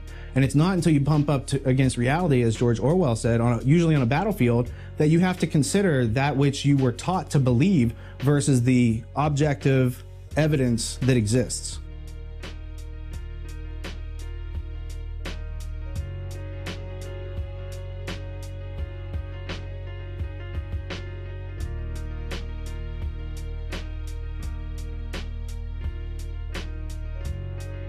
John Taylor Gatto was an award-winning educator in New York who took kids that couldn't even read or write, were headed for prison, and made them top-level students. And then he discovered that he was shut down by the big tax-free foundations so that he couldn't teach the children this information. And he discovered that it was by design that they were dumbing people down to make them subservient biological androids or replicants. That's what we're seen as. But now we're obsolete. We're to be phased out the new robotic systems, the drone aircraft, the drone submarines, the drone ships, the drone robots on the ground. We're all being conditioned, all being acclimated for this. In The Underground History of American Education, John Taylor Gatto details how, beginning in the early 19th century, American travelers abroad were writing on the methodology of Prussian schools and composing travelers' reports, which were very influential on educational techniques in the United States.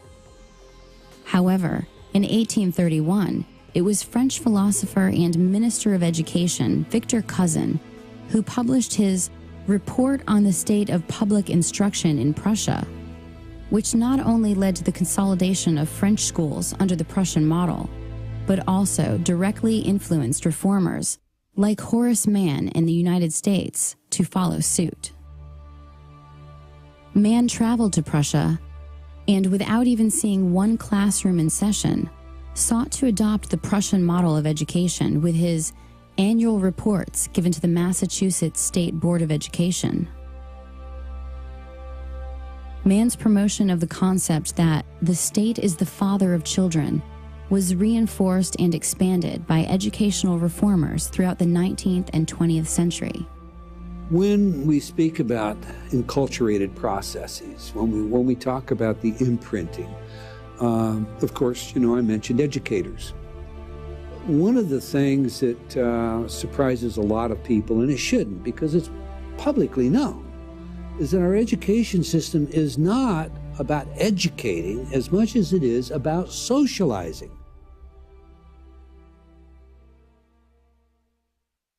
Like the duckling in the chicken yard. If you take that duckling and raise it with the chickens, it's going to be imprinted, it's going to behave like the chickens. And in that very real sense, we perpetuate this. The danger is we don't just perpetuate it, we don't just enculturate it, but it's the only sane way we see to raise our children. And the result is there's no escaping it.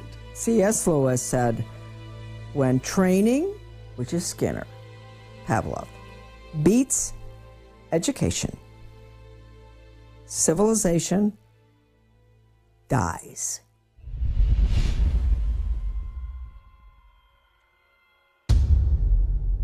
Secure your copy today at Infowars.com.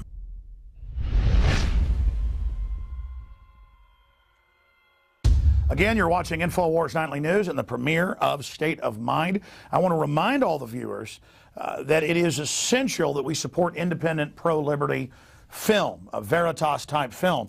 You can buy State of Mind on DVD or on Blu-ray at InfoWarsStore.com or by calling toll-free 888-253-3139. Again, that's 888-253-3139.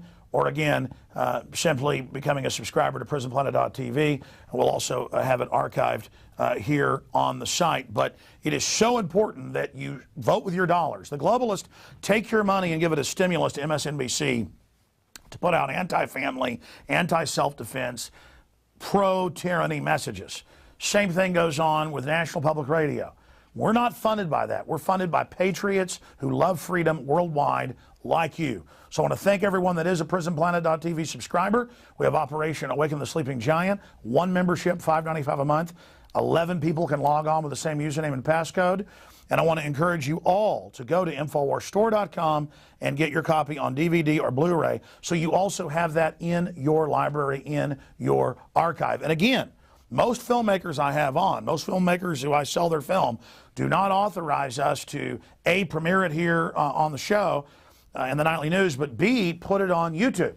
But they have authorized us to put this whole discussion in the film tonight on YouTube because they want to reach people. That's the currency they're looking for, is to free minds, to empower people. That's civilization. Slave-based systems want to keep people in the dark. And going back to Richard Grove, the writer, and Austin Green, one of the producers on this, I just don't get, we talked about this on the radio last time you were on, using knowledge to suppress people when my great thrill is empowering them. It is the ultimate in selfishness. Then I want to talk about what are the methods of conditioning and dumbing down in the classroom.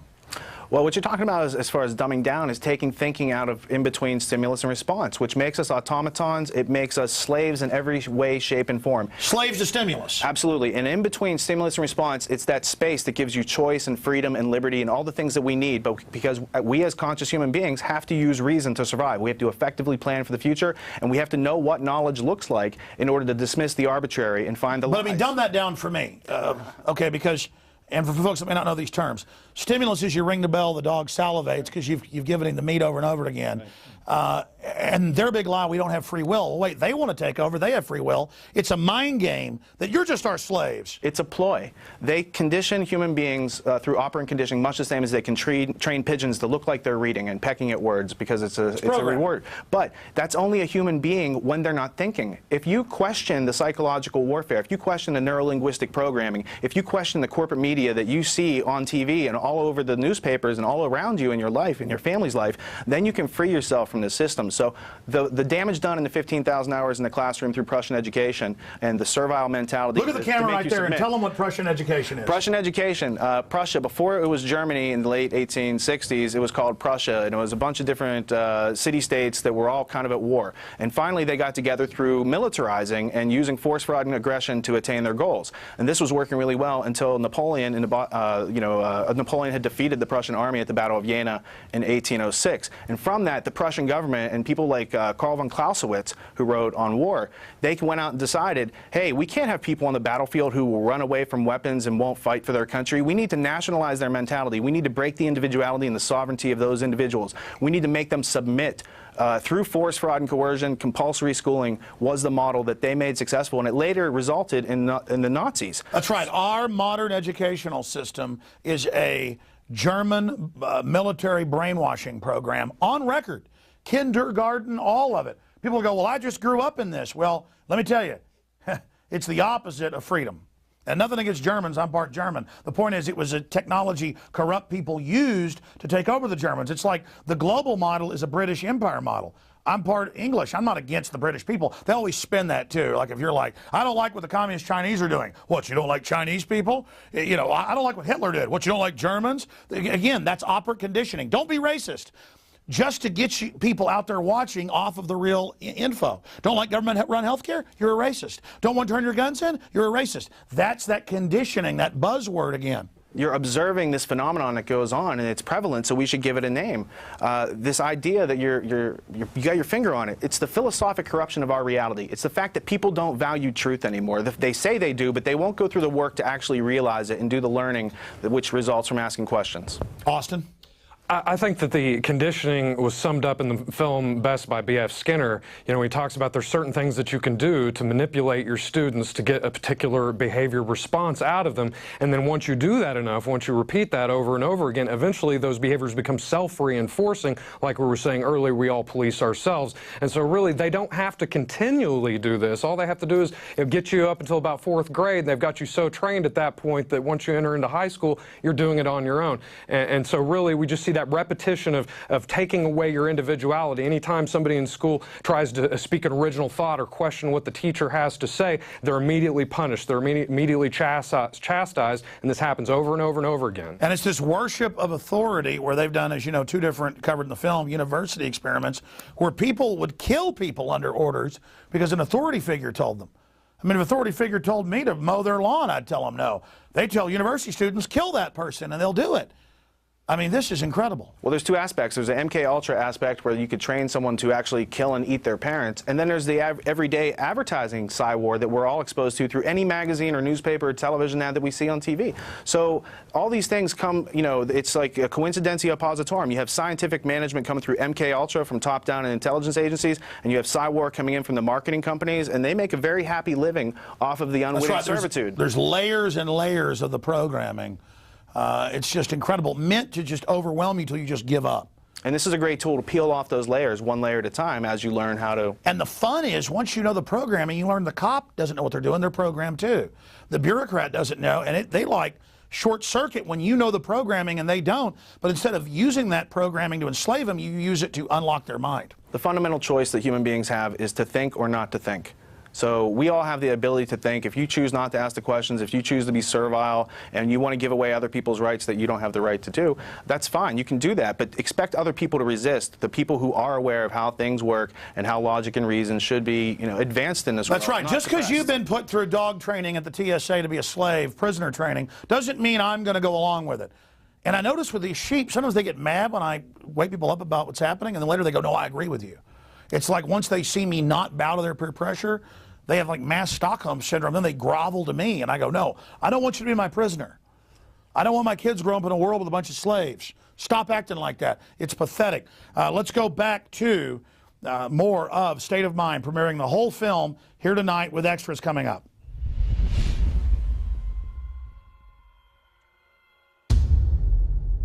Secure your copy today at Infowars.com.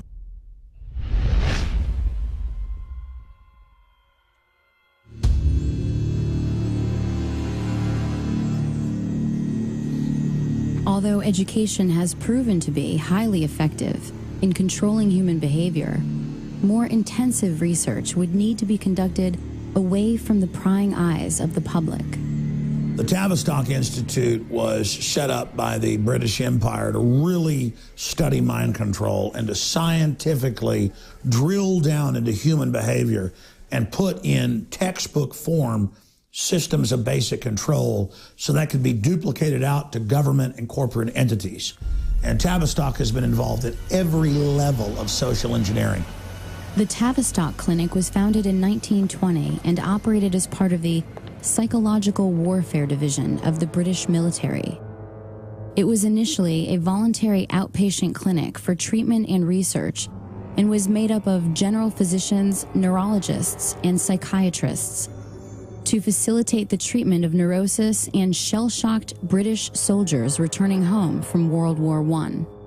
Going through their own publications on Amazon, you can find that some of their books cost like $18,000, $20,000. And what that tells me is they don't want the average person to be anywhere near getting their hands on this book, because what it gives you inside those books is the teacher's edition, to use an abstraction, as opposed to the students sitting around the class not knowing what the answers to the questions are.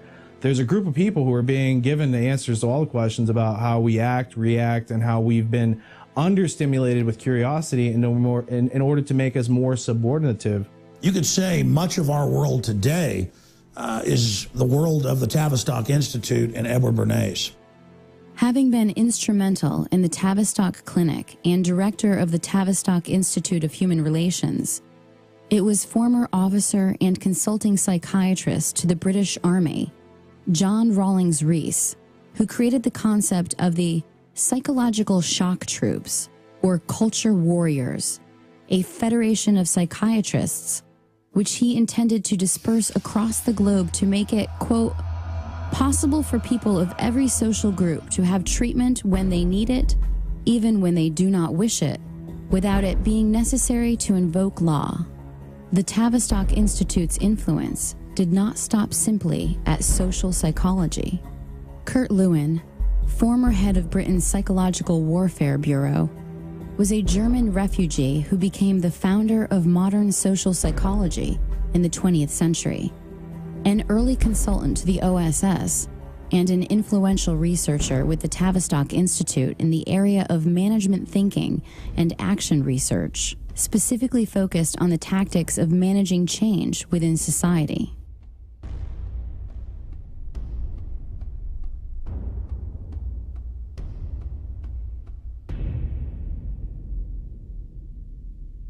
No organization of the size and scope of Tavistock can operate for long without ample funding.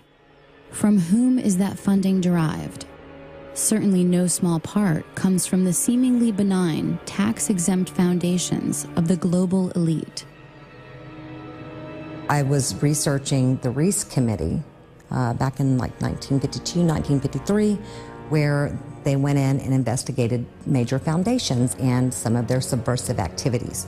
These foundations put an enormous amount of energy into controlling what is being taught at the schools and how it's being taught, and preparing, using schools basically to indoctrinate children to accept their station in life, to accept a collectivist future.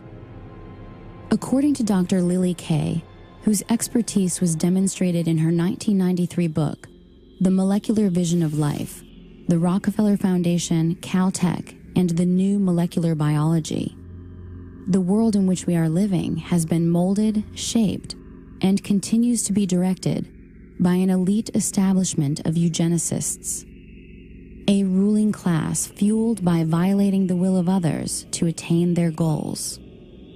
Nowadays, almost every adult agrees on one basic goal for all students. Schools ought to turn out good citizens. Yes, good citizens. That's right. Absolutely. This country always needs good citizens. The real goal was to change America from an individualist system into a collectivist system, and in which case it could be merged with the rest of the world, and there would be this great new world order that we hear so much about in recent years. The purpose of creating tax-exempt foundations was not just to collect more money, but to invisibly assert influence over the power centers which control the programming of individuals, specifically to breed the self-reliance out of individuals and prepare them for the collectivist lifestyle planned by the ruling class. Their goal: to undermine personal liberty on biological, social, and economic levels. They came together and decided what they were going to do with this money was to gain control of education in America, not for a philanthropic purpose, but to change the thinking of the American people over a generation or two. The globalist social engineers hungered and desired and coveted the power that the liberty in the U.S. had created. They wanted to take it over, and the tax-free foundations wanted to use it as an engine of global domination, and they've done that. And the Reese committees were the only time when Congress stood up constitutionally and demanded all the big foundations come and testify and open their private books. And the Rockefeller, the Carnegie, the Ford Foundation, they all came and said, look, we're here under presidential directive from more than 50 years ago. We've been told to collectivize the United States, to merge it with the Soviet Union. We've been told to make America more compatible with authoritarian regimes, and we're just doing what we were chartered to do. Until the creation of language, brute force held the key to fear, and thus to the control of individuals through violence and physical aggression. With the innovation of language, the minds of individuals could be harnessed with ideas and beliefs, making less significant the physical dominance of previous generations. This is how, for example, men of small stature could keep otherwise brave and ferocious gladiators as household slaves, whose deaths could be used for profit and entertainment. Out of the ashes of World War II rose the specter of human experimentation in the form of the 1939 to 1945 exodus of Nazi intelligentsia to continue their research and experimentation under the protection of national security. After being denazified, they were given new identities to live among those against whom they had fought. We brought Werner von Braun over here and several other scientists, including those that were involved in concentration camp medical experiments, including mind control experiments. A lot of these guys were, as far as the State Department was concerned, war criminals. They were linked directly to the Nazis and therefore couldn't get visas, couldn't come into the United States. So the CIA set up this series of programs to route everybody around the State Department visa requirements, get them into the country. Everybody knows about the race at the end of World War II to get Nazi scientists. The Russians wanted them, the United States and England wanted them. And the United States and England got most of them because the Nazis didn't want to go to the Soviet Union, another authoritarian system. They wanted to go to a, quote, freer system. And like an infection, they came to England, Canada, and the United States. And it wasn't just over NASA and rocketry with Wernher von Braun and Goddard and others. It was tens of thousands in mind control and torture and military science and surveillance. And the CIA got modeled to a great extent off of the Gestapo. And so we see really the evil of the Nazis being transplanted back to the United States and England, where the eugenics philosophy that they had embraced had originally sprung. The Office of Strategic Services, the precursor of the CIA, under the direction of William Wild Bill Donovan and Allen Dulles, recruited Nazi scientists and aided their importation into America.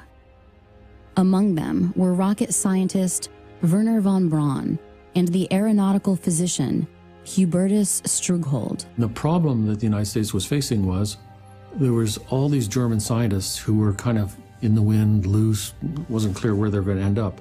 And the French, the British, the Russians, and the Americans were all trying to recruit them. The Germans had developed lots of different advanced weapons.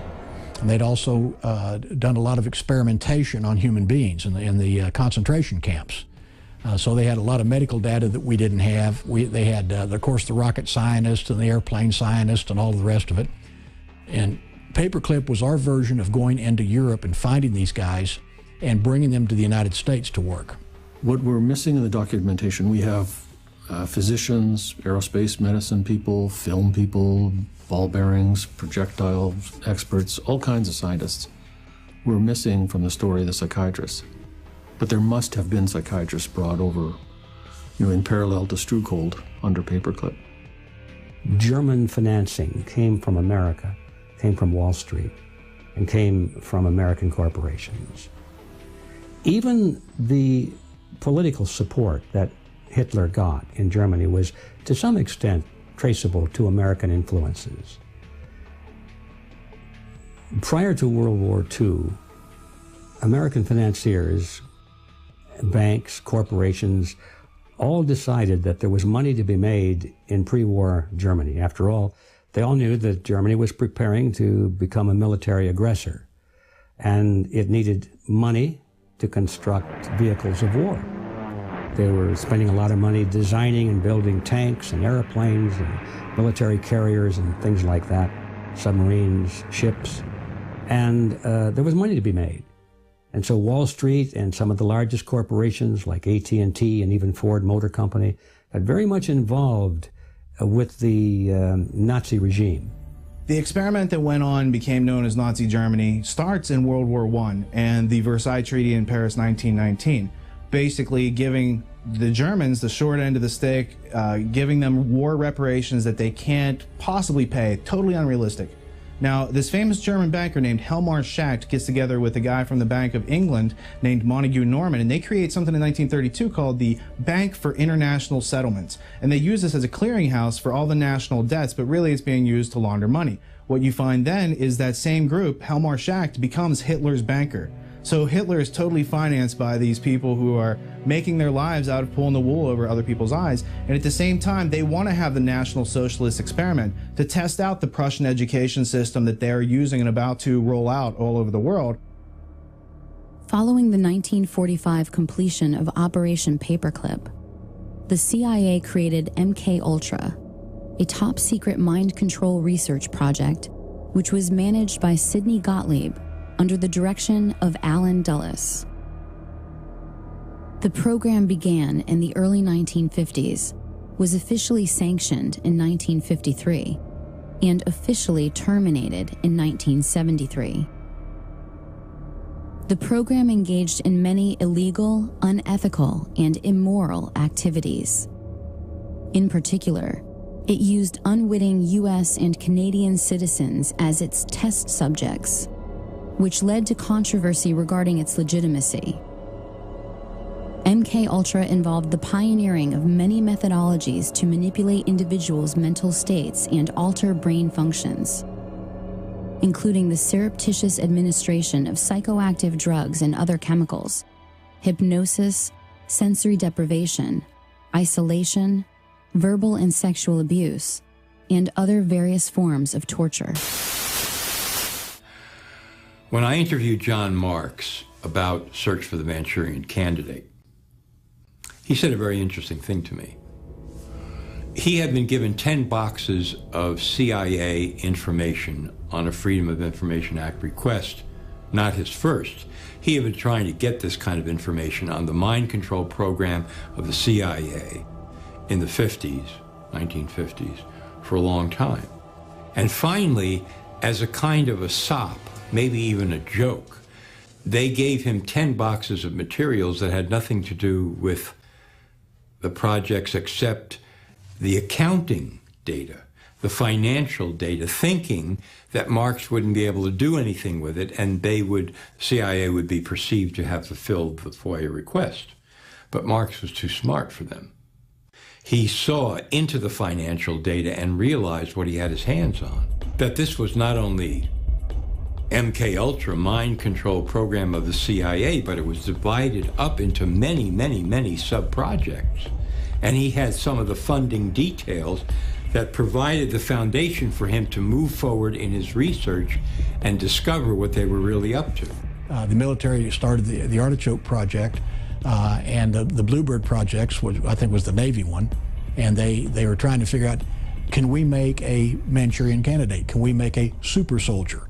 Can we control what people think and do and how they act on the battlefield? Can we make somebody braver than they really are? And it was getting up to where they were asking questions, can we create kamikazes like the Japanese had? In 1994, President Clinton created the Advisory Committee on Human Radiation Experiments, which was tasked with investigating the instances of federally funded research using ionizing radiation on human beings. Based on the documents made available to the committee, they identified nearly 4,000 cases of human radiation experiments taking place between 1944 and 1974. This included a series of federally funded experiments in which unsuspecting hospital patients were injected with plutonium. Many details of MKUltra experimentation were disclosed during a public hearing before the advisory committee. I'm going to start. My name is Valerie Wolf. In listening to the testimony today, it all sounds really familiar. I am here to talk about a possible link between radiation and mind control experimentation that began in the late 1940s. The main reason that mind control research is being mentioned is because people are alleging that they were exposed as children to mind control, radiation, drugs, and chemical experimentation, which were administered by the same doctors who are known to have been involved in conducting both radiation and mind control research. Written documentation has been provided revealing the names of people and the names of research projects in statements from people across the country. It is also important to understand that mind control techniques and follow-ups into adulthood may have been used to intimidate these particular research subjects into not talking about their victimization in government research. People talk about MKUltra in two senses. It's kind of like an umbrella term for all mind control programs. But technically, it's just a specific program that ran from the 50s into the 60s. And it stopped in 64. Therefore, MKUltra could not be operational today. But something like MKUltra with a different name surely must be. And I don't think there's any doubt in my mind at all that clearly mind control methods are used at Guantanamo Bay. I mean, there's all the hallmarks of mind control. There's hooding, there's forced sitting positions, there's sensory deprivation, sleep deprivation, all kinds of attacking a person's belief system, sexualizing the interrogation, subjecting them to things that go against their religious faith, probably hallucinogens and drugs, can't document that, waterboarding. So all the components of a mind control program are in place there. The hearings weren't really about that. And the women didn't have solid documentation, but they told the kind of stories that I hear over and over from mind control victims. So Claudia Mullen and Christine Nicola get up on the stand in Washington and they say, yes, radiation, but it was only one part of mind control experiments that we were subjected to by the U.S. government starting out when we were children. And then somebody on the committee said, from what I've been told by witnesses, pretty much, thank you very much, and now we move on to the next witness. Right? Like, let's pretend none of this took place. In the 19th century, Franz Mesmer's brand of hypnotism entertained countless audiences, which consequently evolved, both covertly and overtly, throughout the 20th century. CIA's Dr. George Estabrooks, a graduate of Harvard University and a Rhodes Scholar, finally created methods of reliable hypnotism, enabling its application to the science of social control. George Estabrooks was a Canadian-born psychologist whose career was at Colgate University in upstate New York.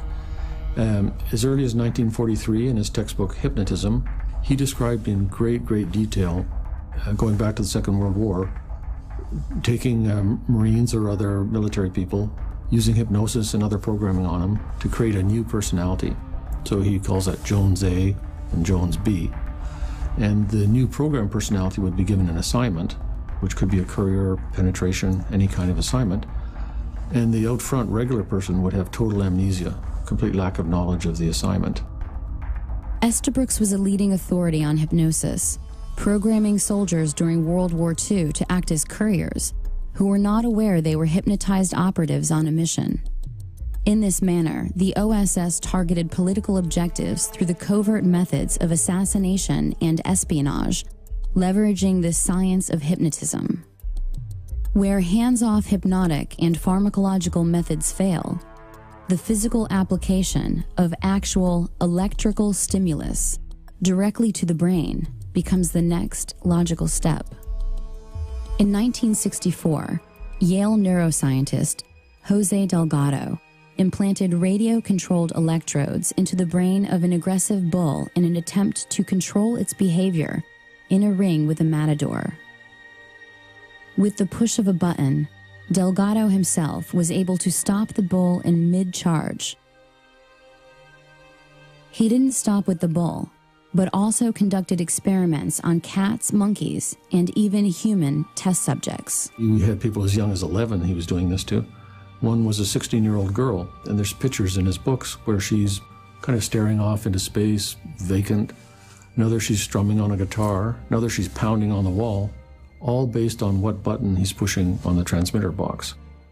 Delgado developed what he called a stimoceiver that allowed him to target specific emotions and regulate behavior by aiming radio stimulation at different regions of the brain. His idea of the future is, and this he was totally serious about and described in detail, we're going to put electrodes in the entire population, except probably Dr. Delgado himself, and a few elite generals, and we're going to control the entire population. And this is not going to be fascism, this is going to be the next step in evolution. Dr. Donald Ewan Cameron was a Scottish-born psychiatrist who was president of the American Psychiatric Association from 1952 to 53, and later first president of the World Psychiatric Association. Cameron was directly involved in the brainwashing attempts of Central Intelligence Agency's top-secret MK-Ultra mind control program. Under directives from Sidney Gottlieb and funding from the CIA funneled through various front organizations, he spent years researching and experimenting with behavioral modification techniques. It was here that the CIA funded a series of experiments, severe experiments. The work was done by the Institute's then director, Dr. Ewan Cameron. It is the closest experimentation to brainwashing yet disclosed. His work, unprecedented in psychiatry, consisted of 3 areas which he called sleep therapy, psychic driving, and the ultimate depatterning. Dr. Maurice Dongier, current head of the Allen Memorial Institute. in his psychic driving, so-called type of therapy, he would give the patient intensive electric treatment in order to make the patient regress deeply, become forgetful, and then he would attempt to implant new ideas in the mind of the patient. Now, to a layman, it would appear that Dr. Cameron was trying to take the slate and wipe it clean, the slate being the mind. In other words, brainwashing. Exactly, that's a very good comparison. Brainwashing. Yes, to that.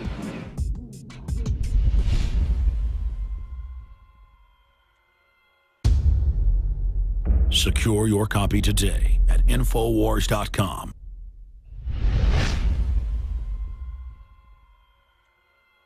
And welcome back. We are premiering State of Mind here tonight on Infowars Nightly News. Don't forget you can get it on DVD or on Blu-ray exclusively at InfoWarsStore.com. And every order also gets other extremist material, the Citizen Rulebook with jury nullification information. Juries judge the law as well as the facts. Do you understand that? If you think a law is unconstitutional as a jury, that's your emergency vote to nullify tyrannical prosecutions. Prosecutors don't want you to know that. These corrupt judges don't want you to know that. So get the films today at InfoWarsStore.com. You can also call toll-free 24 hours a day, 888-253-3139. Now, I wanted to ask James Lane and Richard Grove, what information did they garner from MKUltra, one of many programs we know about, and how do we see that manifesting today?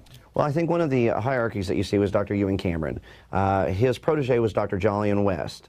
Now, his protege was Dr. John Smith, and there's this whole line of these guys. Now, Ewan Cameron and Jolly West pioneered the 3 Ds, dependency, debilitation, and dread.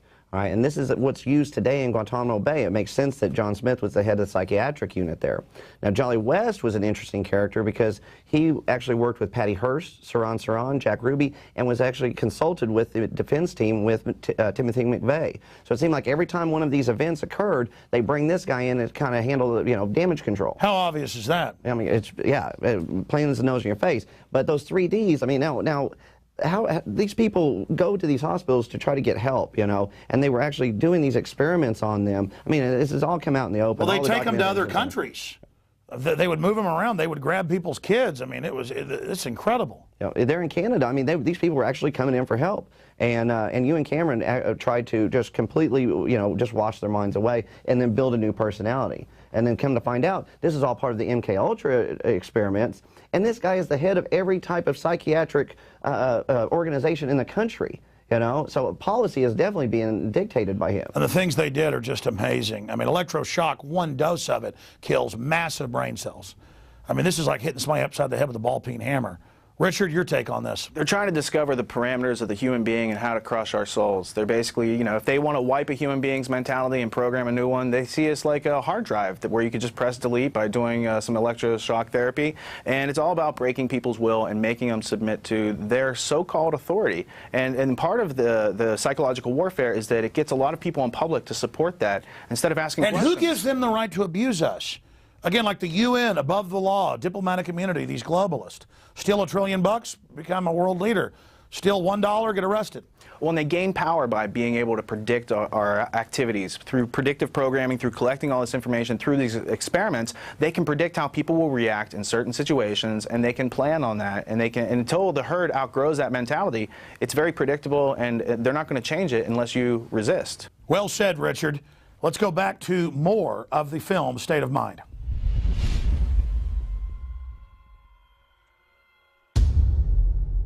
Secure your copy today at Infowars.com.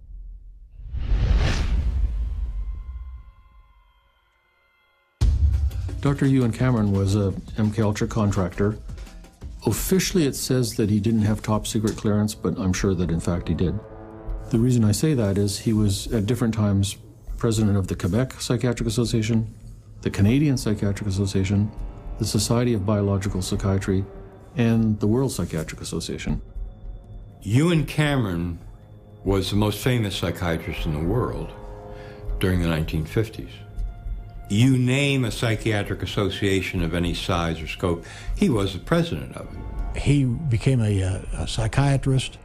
In fact, at one time, he was the president of the World Psychiatric Foundation, and he ended up immigrating over here from Scotland and was working in Canada under Sid Gottlieb, and he headed up one of the projects dealing with LSD and with different types of mind control projects. He had especially hypnosis.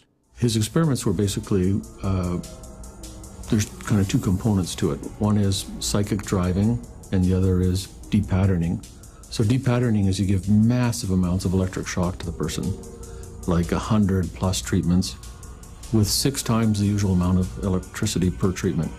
Completely wipe their minds out, so they don't know who they are, where they are, they don't recognize their children. And then once they're in that state, you can add on barbiturates and other drugs, keep them asleep for weeks at a time, or kind of like half asleep, and then play tape loops over and over and over and over. That's the psychic driving. And the tape loops will be in the doctor's voice or the person's voice. And this is all supposed to program a new personality. It has been alleged in some cases that Cameron held patients against their will for weeks at a time, drugged and unconscious, under the threat of being committed to an institution for life if they did not participate in his treatments.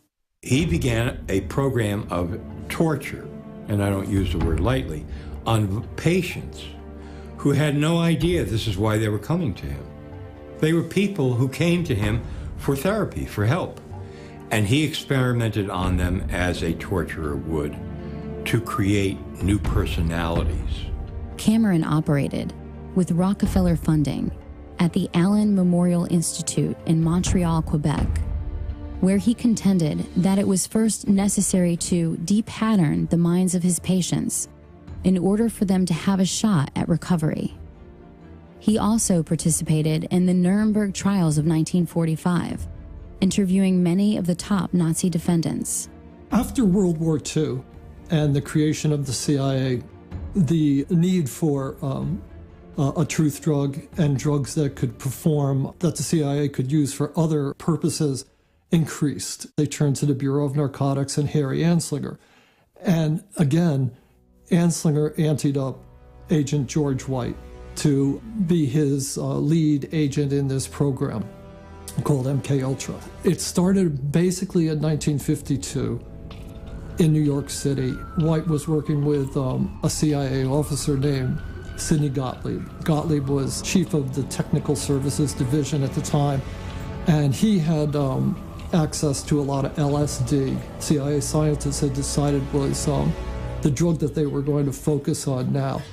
Pot wasn't considered quite potent enough to do the things that they wanted to do. White conscripted a couple of federal narcotic agents to help him, a couple of informants, narcotic agent informants to help him, and went into the streets of New York and got a softcore pornographer named Gil White to help him as well. Apparently White had his own sexual perversions, which have been written about. He was into S&M, so he had a couple of qualifications for the job, which went beyond just being a federal agent who could perform these functions. He actually was good at acting out the sorts of things that went on in the drug underworld. In 1953, the program was formalized, and it was called Midnight Climax. And White had a safe house in New York City, which the CIA outfitted with a two-way mirror with microphones and recording devices, so that White and the CIA scientists could actually film people who had been surreptitiously dosed with LSD. The program expanded beyond merely LSD.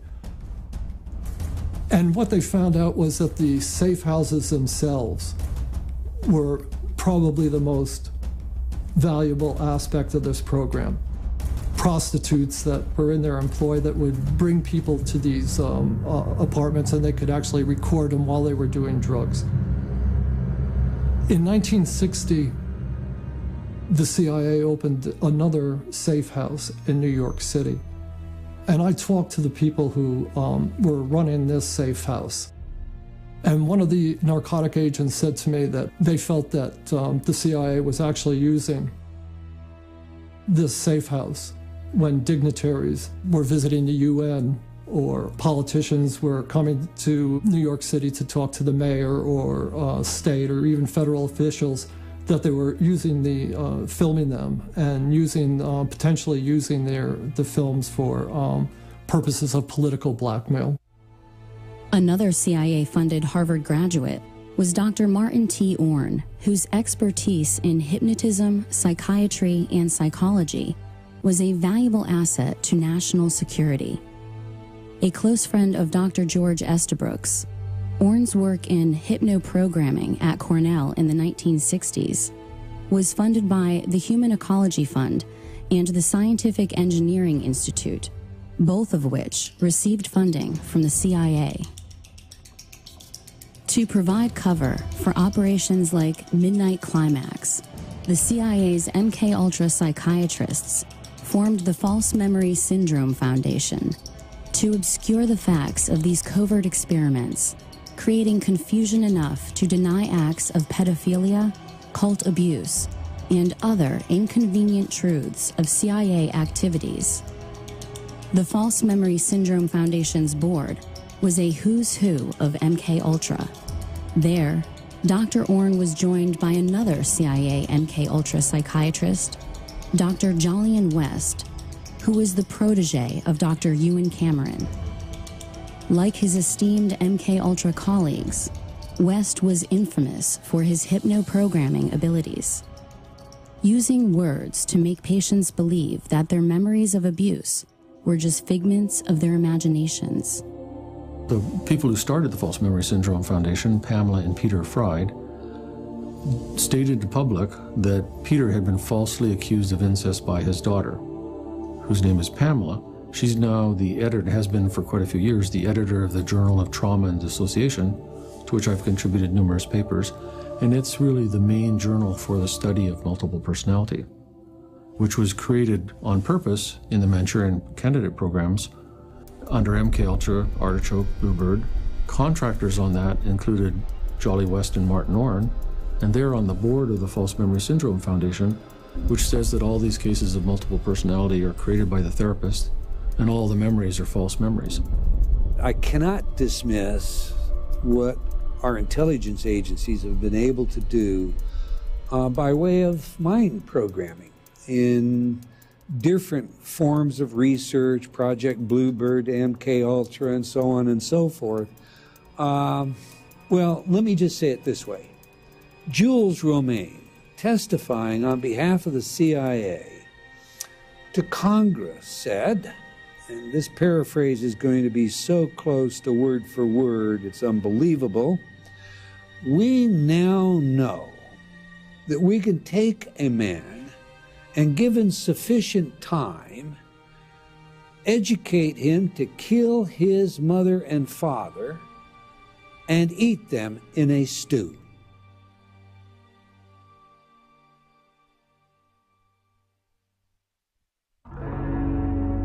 How will power gravitate into the hands of those who control information?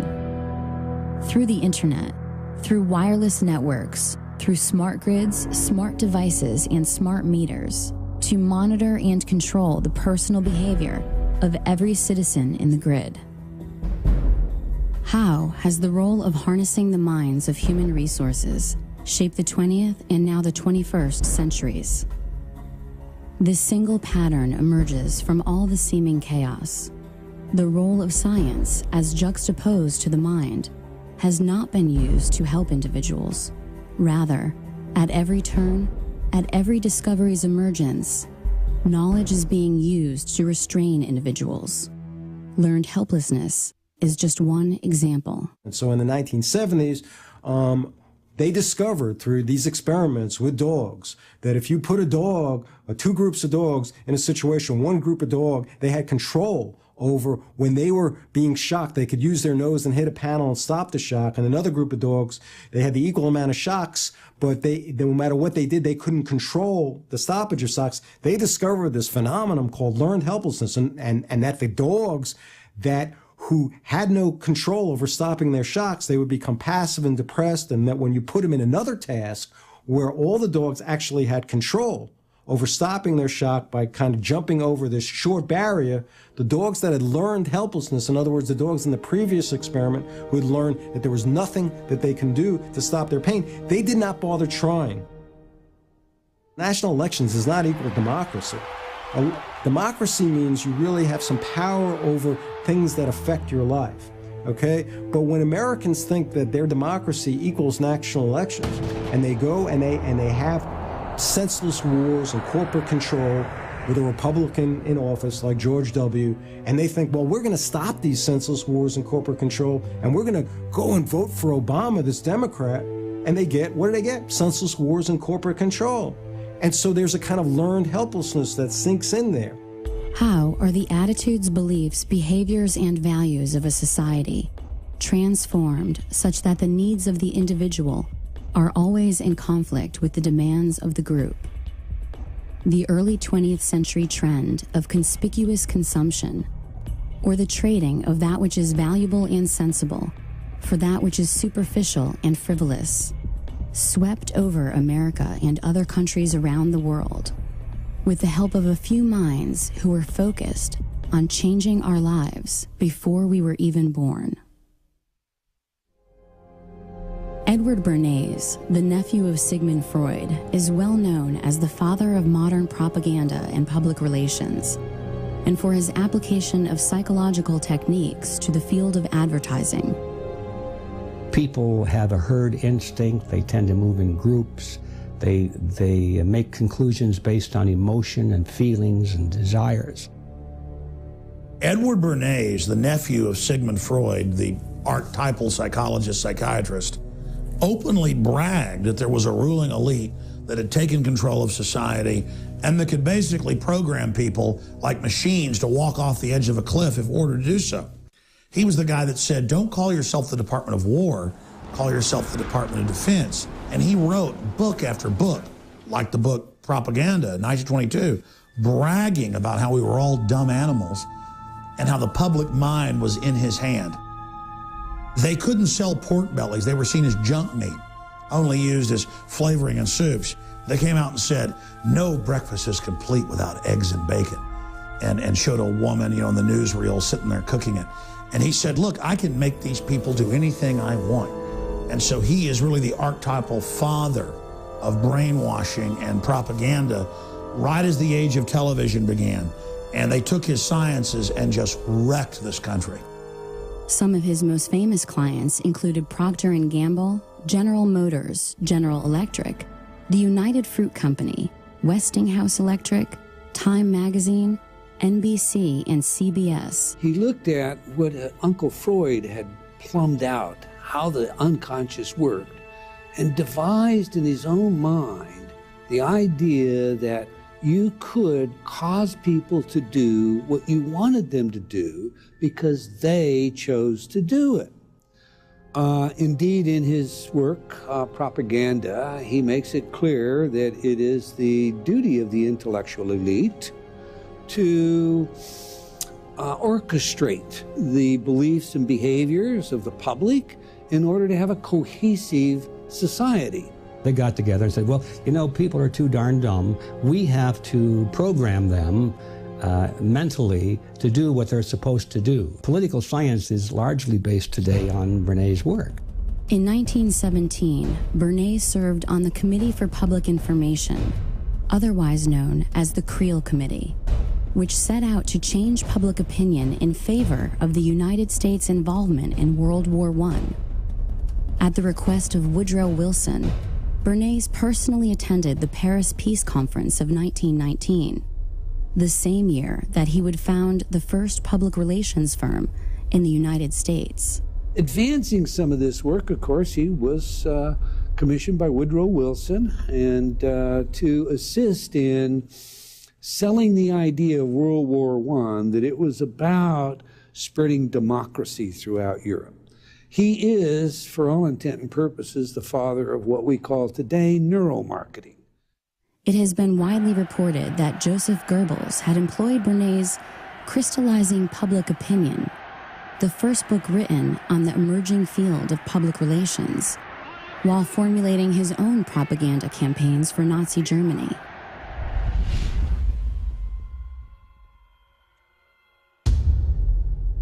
Secure your copy today at Infowars.com.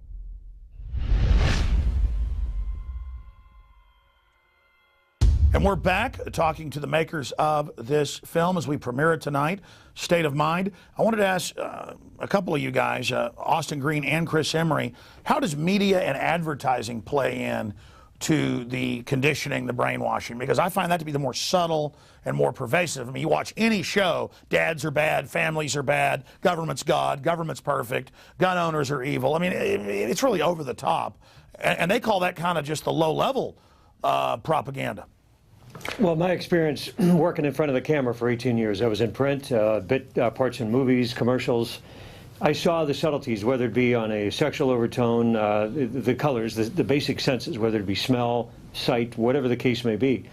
And it got to the point where I just said, wow, this is way too much. I don't want to be a part of this anymore. You are actually conditioned from, like Richard said, from the days you're in diapers. Some of the parents just flop you in front of the TV because that's the babysitter. That is, like you had mentioned earlier in one of the trailers, Alex, like sitting in the front of a barrel of a gun. You really have to watch that because your mind, not only because of the brainwaves that are controlled, but of the pictures, the images, and telling the child, hey, this is normal, this is good, that is not good.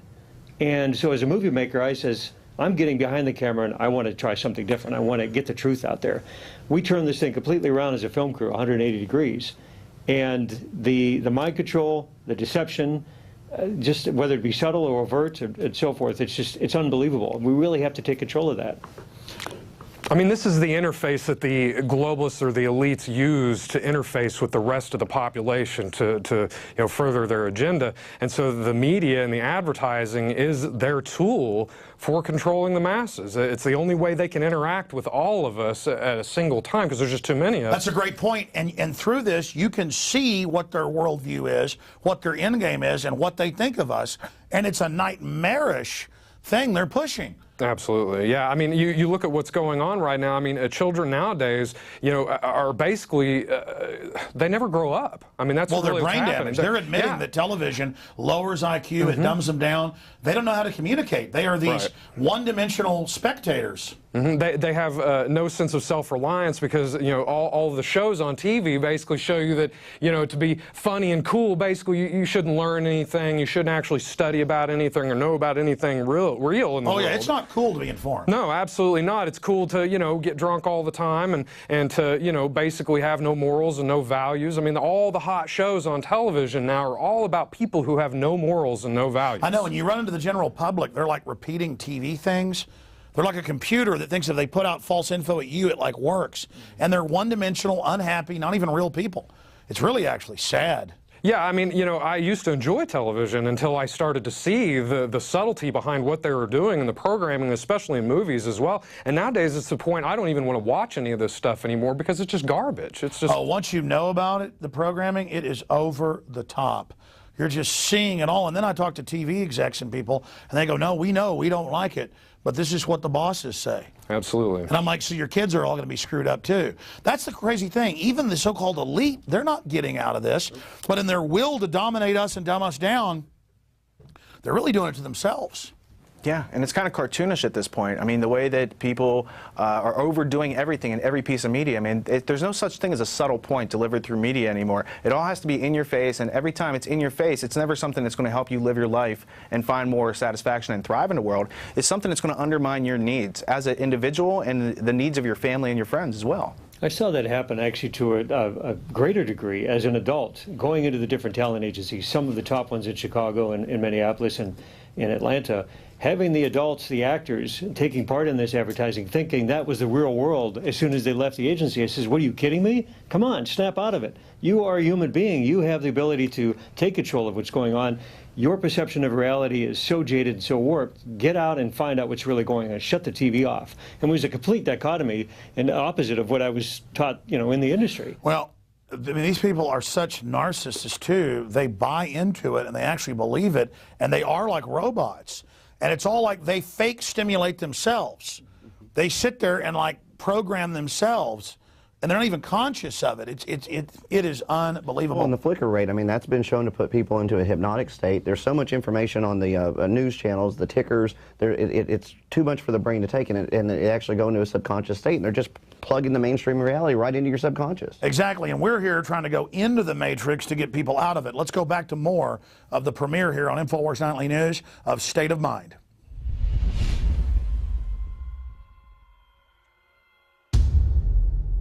Secure your copy today at Infowars.com.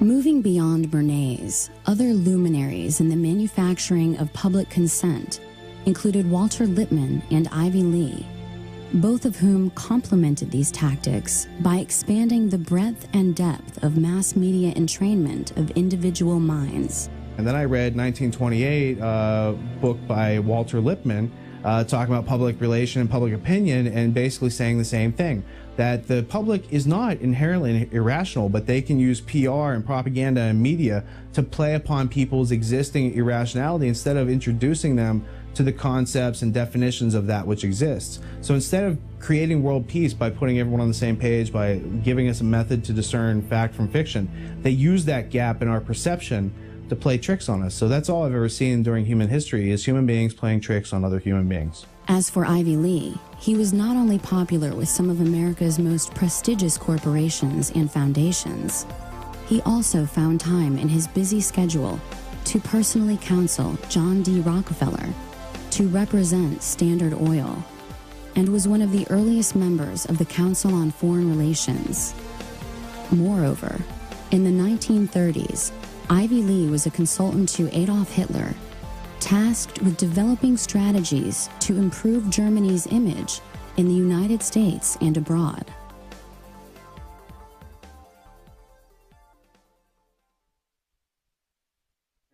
Kids are impressionable. That's why here at this station, we watch the programs and commercials your child watches carefully. He may see bad guys, but not in the role of heroes. He'll learn that crime doesn't pay. Because your child's welfare is our concern, too. That's part of our code. The code of the National Association of Broadcasters for television and the greater public interest.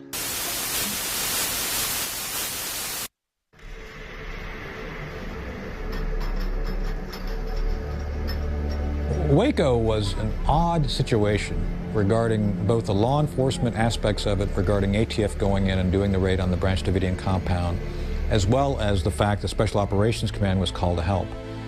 This is one of those situations where everything that could go wrong pretty much went wrong from day one. The Clinton administration and Janet Reno started looking for options. One of the options that they decided to engage on was bringing Special Operations Command in to advise them on quote-unquote psychological operations. When the Special Operations Command elements arrived, they began giving advice to the law enforcement individuals on how to go about implementing specific themes. Within the psychological operations community, they typically look at themes of how to modify, adapt, or somehow reshape the thinking of a target group, of an audience. These specific techniques, which were brought to bear on the Branch Davidians, were developed for military operations overseas, primarily against a foreign target. So another question has to be asked: what is the wisdom of using psychological operations techniques developed for an audience against a U.S. target? Again, a very controversial issue. How does one defend themselves against strategic information, propaganda? It's a very simple answer. Ask questions. Always check your source. I, as a public figure, am often having to speak publicly about issues and information. I look at everything. I've been criticized by my friends. Oh my God, you look at Fox News, you look at CNN. Absolutely, because the false information being provided to the mainstream outlets means something. So why are they saying things a certain way? How are the habits of individuals changed and then reinforced to create new behaviors preferable to the collective? In the 21st century, the method has evolved little from millennia ago. Only the technology has changed. Today's television provides those who leverage public airwaves with an opportunity to control individuals far beyond the simple linguistic programming of radio. The major point of television is the commercial. The programming is designed to kind of keep people hanging in there long enough to watch a commercial, and that they're in a more passive, zombified state to buy into the goofy, silly commercial. That is the point of it. You are willingly subjecting yourself and your family to psychological warfare assault, not just with the semantics, not just with the messages, but the very flicker rate of the television on record, patented to put you into a dreamlike sleep state where you're highly suggestible. You think you're looking at a constant picture. You're really not. Modern televisions, you're looking at LEDs, and they're going on and off. Because they're going on and off, there's a brain entrainment process that takes place. To make it real simple, it comes down to this. Research shows us that the average person, when placed in front of a television set in less than 3 minutes, will go into alpha. Hypnosis is, for all intent and purposes, objectified by brainwave activity. If I'm looking at your brainwaves, an EEG, in normal consciousness, you're operating at what we think of as beta. So you're going to be 15 to 30 cycles per second. 30 is on the stress side, but that's typically where you're going to fall. In alpha, you're going to be 7 to 14 cycles per second, 8 to 14 cycles, depending on the scale. Now, alpha consciousness, for all intent and purposes, is a state of hyper-suggestibility. And it keeps people sedated. You know, they use them in televisions are used in prisons. They're cheaper than hiring more guards. Of course, people are going to be then told that it's okay not to just have one television, but to have 3, 4 televisions in a house, and to be not watching it just on a normal television set, but on their phone and on their laptop. And you want to normalize this kind of crazy thing of people spending 5, 6, 7 hours a day watching television. Television has been the ultimate tool of mind control. And for more than 60 years, children are set in front of it as a babysitter, while they are bombarded with images of violence and decadence and corruption. And what it does is it just acclimates the child that when they see a real person dying on the street, they don't go over and aid them. We see this happening because, oh, that's entertainment. In fact, people now have been recorded laughing at someone hurt because it's just more entertainment. They've had their basic empathy disconnected, cut off. The role of advertising has certainly evolved away from one of utilitarian necessity in communicating the form, function, and value of a product. The application of the behavioral and psychological sciences has played a seminal role in the way corporations now sell products to consumers in American society and internationally.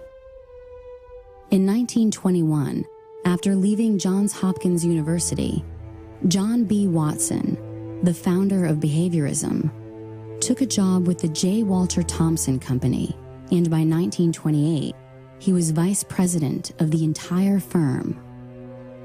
Watson introduced new market research techniques into advertising and discovered that sales could be influenced by manipulating images associated with brand names.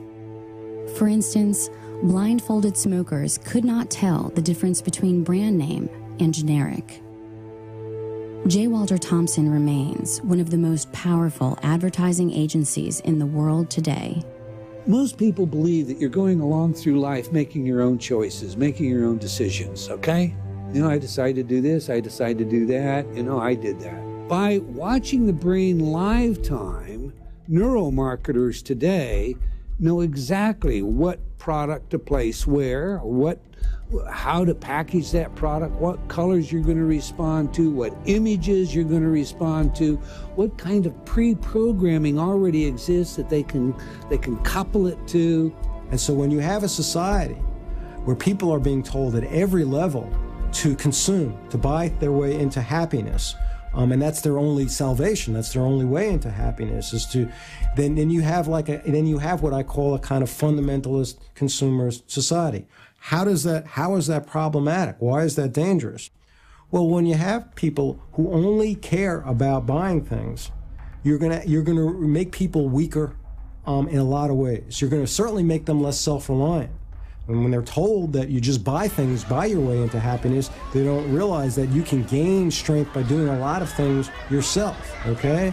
You also make people self-absorbed. I mean, a point of all advertising, which is the technology of consumerism, is to get people to care, over focus on every one of their needs and every one of their feelings. So if they're having a bad day, they must focus on that and focus on how depressed they are. Billions and billions and billions of dollars have been spent, privately and publicly, looking at how to tap into your psyche, how to cause you to make choices that you wouldn't otherwise make, to do things that you wouldn't otherwise do, to consume, whether it's a product or a plank in a political platform. I've also asked the school board to make a part of every day some kind of anti-violence, anti-gun message. Every day, every school, at every level.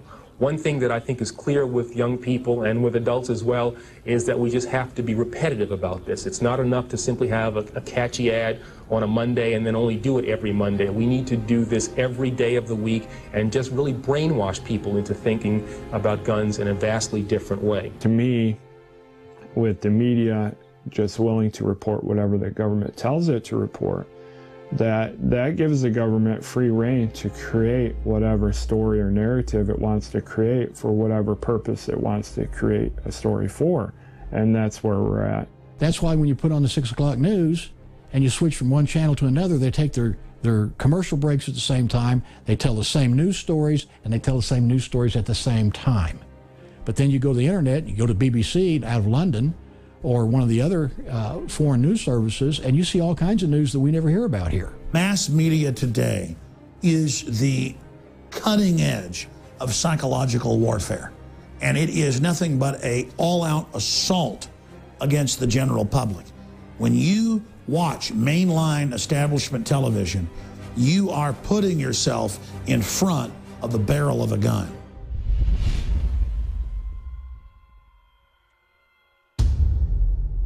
Secure your copy today at Infowars.com.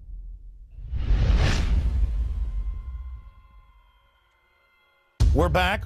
I'm going to talk to James Lane and Richard Grove right now. How are the ideas of Huxley's Ultimate Revolution integrated into American culture? And I want to discuss the pharmacological control of the anti-authoritarian personality. And I want to talk about what are the solutions to overcome the control. Well, the Huxley family was deeply into eugenics, and Aldous Huxley was a famous 20th century writer who died the same day as Jack Kennedy, oddly enough. So when you look into his writings about utopias that they were trying to create, a technotronic elite, these ideas of the ultimate revolution, that they would harness human beings and they would love their servitude through pharmaceutical methods and all these other things that he described back in 1961, these are really all reflections of MK Ultra. And so when you ask who came up with these ideas of MK Ultra, like that was an operational project. Whose needs was it serving? It's serving an elite class who's a predatory class. They're interest-specific kleptoparasites. They are of the same species, but they are preying on us. They are plundering our production, and they use knowledge, the knowledge gap as a power gap, as a wealth gap, and that is the harness of control. Well, I think the pharmacological control is seen today. I mean, we've kind of got an amalgam of Brave New World in 1984. And I mean, Huxley, when you read Brave New World, I mean, this is what is happening today. I mean, they actually call one of the drugs now Soma, you know? I mean, it's like they're not even hiding that. That's from Brave New World. Yes, yeah, it is. And the whole agenda was laid out there. And all you have to do is, you know... Well, it's like they're using 1984 as an instruction manual. And so now anybody goes in for anything. A kid is a kid. You know, we just called it daydreaming, but, you know, when I was a kid. Now it's like they want to shove ADD drugs down their throat. You know, anybody that goes in for the slightest thing, maybe you're having a bad day. Now all of a sudden you're diagnosed with this major disorder, and Big Pharma is giving you drugs. They're funding hospitals to where they go in, and if you want the money, well, you've got to push drugs as the only solution. And I think that this is, you know, Huxley called it how many years ago? Unbelievable. Let's go back to the clip here, the final segment of the film, then we're going to have extras. I want to talk about solutions at the end, and then intro some of these extras, because I haven't seen these. I've seen the film. I haven't seen the extras. You tell me how good they are. So intro these for myself and everybody else when we come back. Here's the conclusion of State of Mind.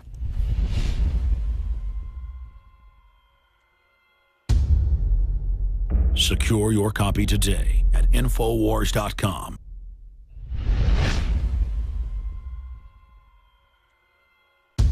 Cognitive dissonance occurs when individuals lack consistency in their methods of thinking, and thus, contradictory elements attempting to reside simultaneously as fact create frustration, confusion, anger, and aggression. It is the difference between what you think the world is and what the world actually is. Cognitive dissonance is really, again, a fancy psychologist term for, again, some common sense, which is this tension that people will experience when they have two opposing kind of ideas. The role of psychology in advertising is to create cognitive dissonance, or the conflict between what you have and what you want, and to fill that void by adapting your behavior accordingly in order to achieve your reward. If an entire society can be properly dosed with mind-altering but culturally approved drugs, this cognitive dissonance may be largely assuaged. With social control as their aim, the ruling class sought to expand their ability to influence the individual. Mind games, those of psychological warfare and advertising, were simply not enough. The opportunity existed to employ chemical treatments, physically affecting the hardware of the brain, to complement the already existing harmful software in the form of effective propaganda and advertising. The tax-free foundations, including the Carnegie and Ford Foundations, followed the lead of the Rockefeller Foundation in the widespread funding of pharmacological solutions to social control. And they say, we will give you $1 million for your medical school if you teach pharmaceutical drugs in your medical school. So the doctors come out, they're very happy because they got this wonderful building, all these high-paid teachers, the best talent, the best brains you can buy, all funded by tax-exempt foundation money. But what comes out of that is that the doctors are taught drugs, drugs, drugs. Psychiatry itself as a profession is one gigantic mind control operation. What happens when the habits demonstrated by groups of individuals reflect the outsourcing of their intelligence to so-called experts and authoritarians who are self-appointed to make decisions on their behalf? You can have a psychiatrist testify in court that somebody has ADHD or clinically depressed or this or that, but every one of those official mental disorders is a total lie and a fraud because there is no diagnostic test for any of these disorders. Not ADHD, not bipolar, not depression, not schizophrenia, not anything that you've ever heard of that is a discrete mental disorder. The American Psychiatric Association has a committee, and they create this thing called the DSM, their Diagnostic Bible. And they decide what goes in there. And they decide that certain people who don't pay attention to boring things have this disorder called attention deficit hyperactivity disorder. And if you accept that you have a disease, as opposed to like, well, maybe I'm somebody who can really pay attention to things that are interesting me, but I'm somebody who's stubborn enough to not really want to pay attention to things that are boring for me. And that maybe that's a good thing. That's how you maybe have something really a worthy contribution, as opposed to allowing people who are bores to fill up your whole life. You only want to listen to things that actually really are interesting for you. If you accept these ideas, though, that you have a disease or there's something essentially wrong with you, you're going to be more a prey to authorities controlling you. And some of these drugs, such as the SSRI antidepressants like Prozac, Paxil, Zoloft, and so on, are known to induce violent behavior, including suicide and homicide. And you have a profession like psychiatry that is seeding the country, like planting seeds in a garden and a farm, with these diagnoses and these drugs. This is Operation Chaos. Part of the problem of psychiatry, when it comes to diagnosis is that they really seem to have no political awareness. of their pathologizing of anti-authoritarianism, of stubbornness, of rebellion. This is, I think, a part of the reason for that is I think that an overwhelming number of psychiatrists, psychologists, mental health professionals are more kind of compliant people. And when they see non-compliant, more stubborn, more oppositional kinds of patients, especially young people, that creates a lot of anxiety for them. And so you have this power, and you do this for 10 years, 20 years, 30 years, 40 years, 50 years. These little seeds, which are drugs, you see, that affect the brain in various unpredictable and horrendous ways. And you have that power to do that for 50 years. Don't you think you could really call that mind control? That's mind control par excellence. If habit is thus the enormous flywheel of society, and habit keeps us all within the bounds of ordinance, then it is our habits which enslave us to the so-called children of fortune. For their fortune exists only because our habits prevent us from outpacing the status quo and growing in the light direction. How might we begin to change our habits such that our actions are no longer in conflict with our needs as individuals to survive and thrive in this world? And what will happen if we do not resist?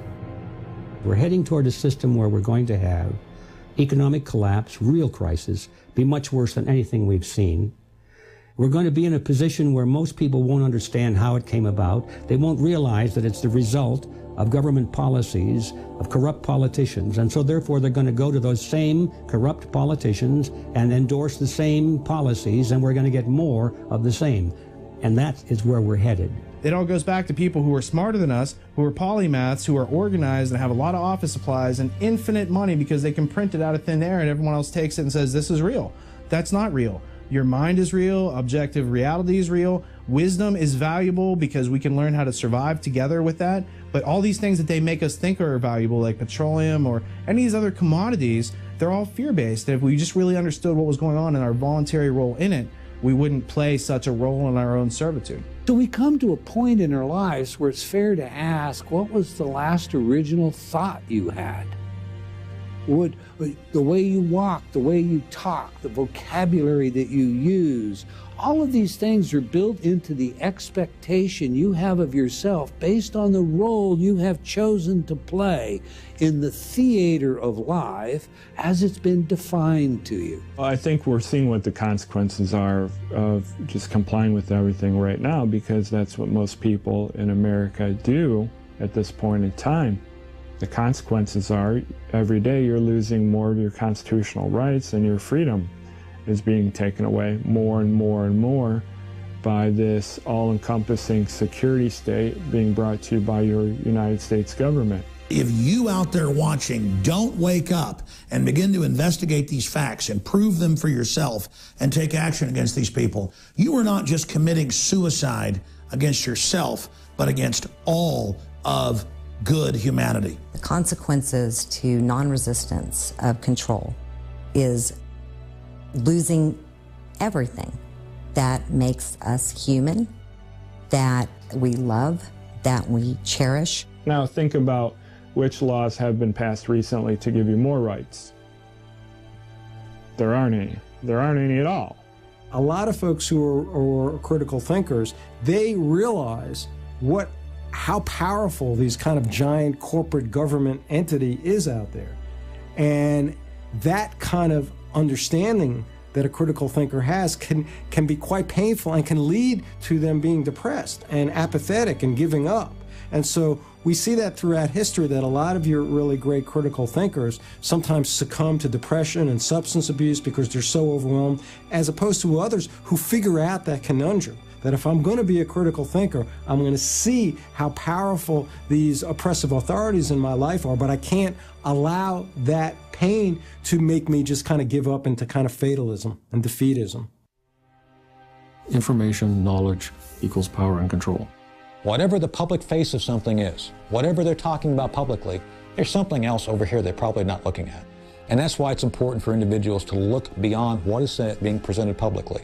It's input, processing, and output. And what we're trying to do is keep a clean signal, that's knowledge of that which exists, and to filter out the noise. And we do that by dismissing the arbitrary, things that aren't substantial, and identifying fallacies, because the way that people can effectively lie is through words, and it's through our own belief in these words that makes it take control of our lives. So in understanding these essential aspects of how they control us, we can learn individually to become free and to communicate amongst each other how to do that more efficiently. Don't buy the propaganda. Don't believe what's in the mainstream media. It sometimes is true, but often not. There's only one thing that we can do to change the course that we're now on, and that is to recapture the system.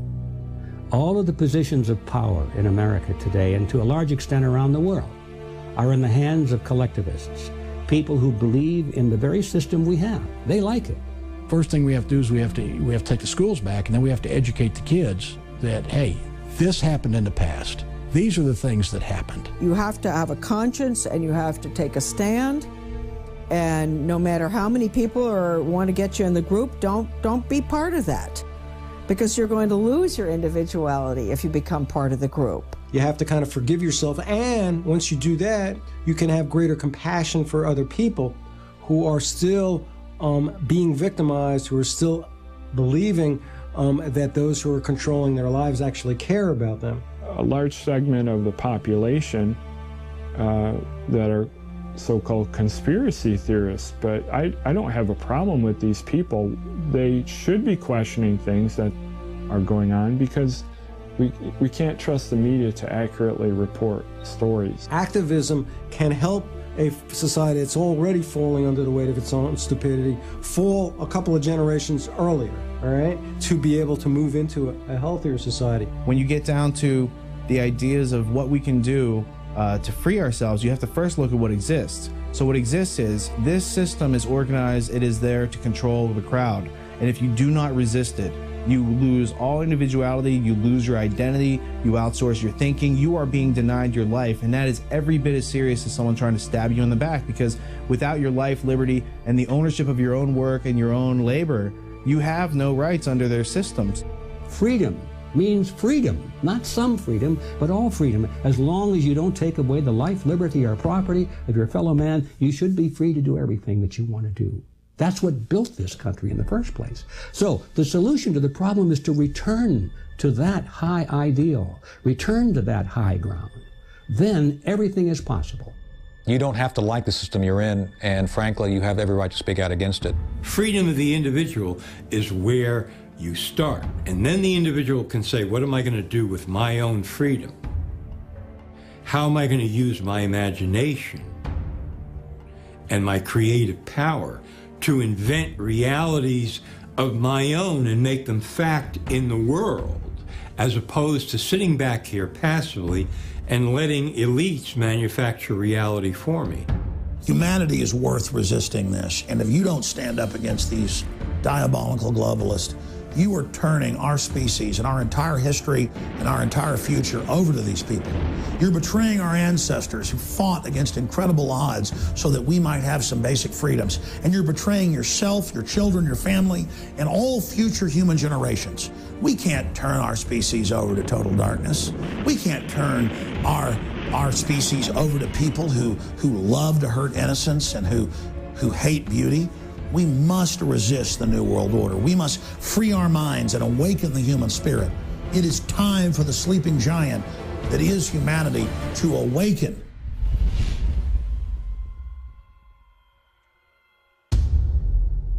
Secure your copy today at Infowars.com.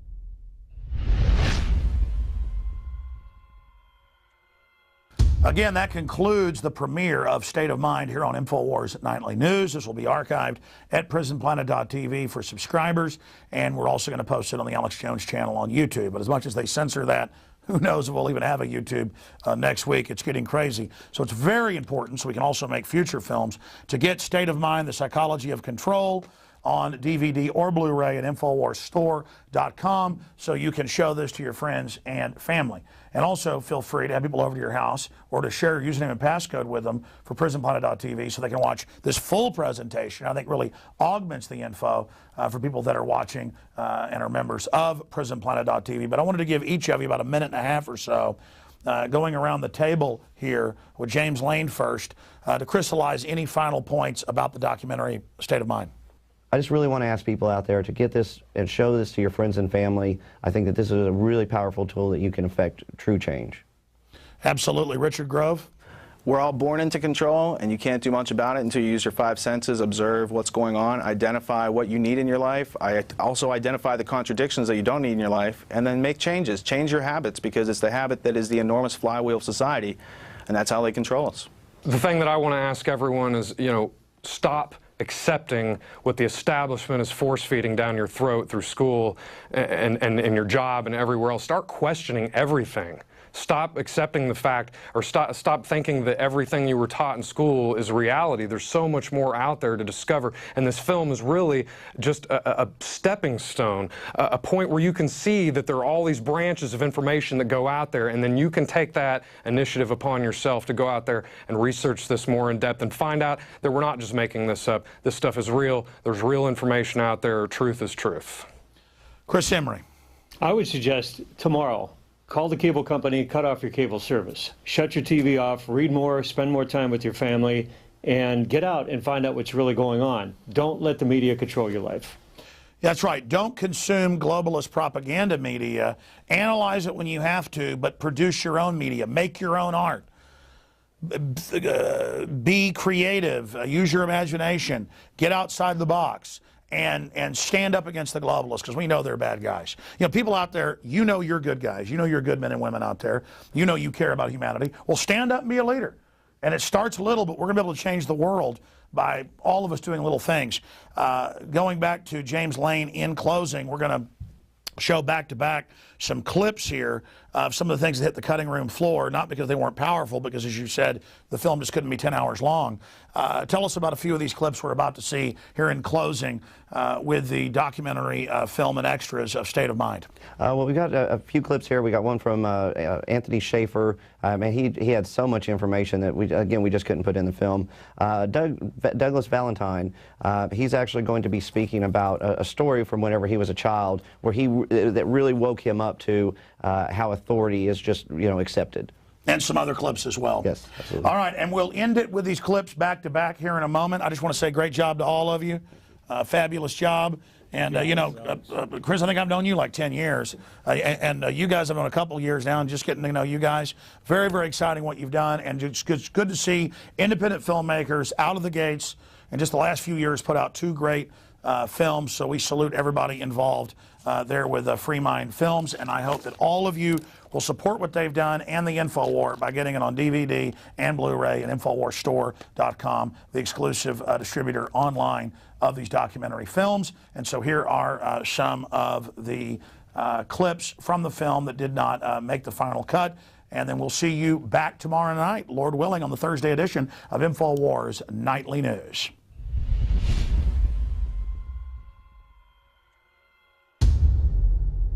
Secure your copy today at Infowars.com.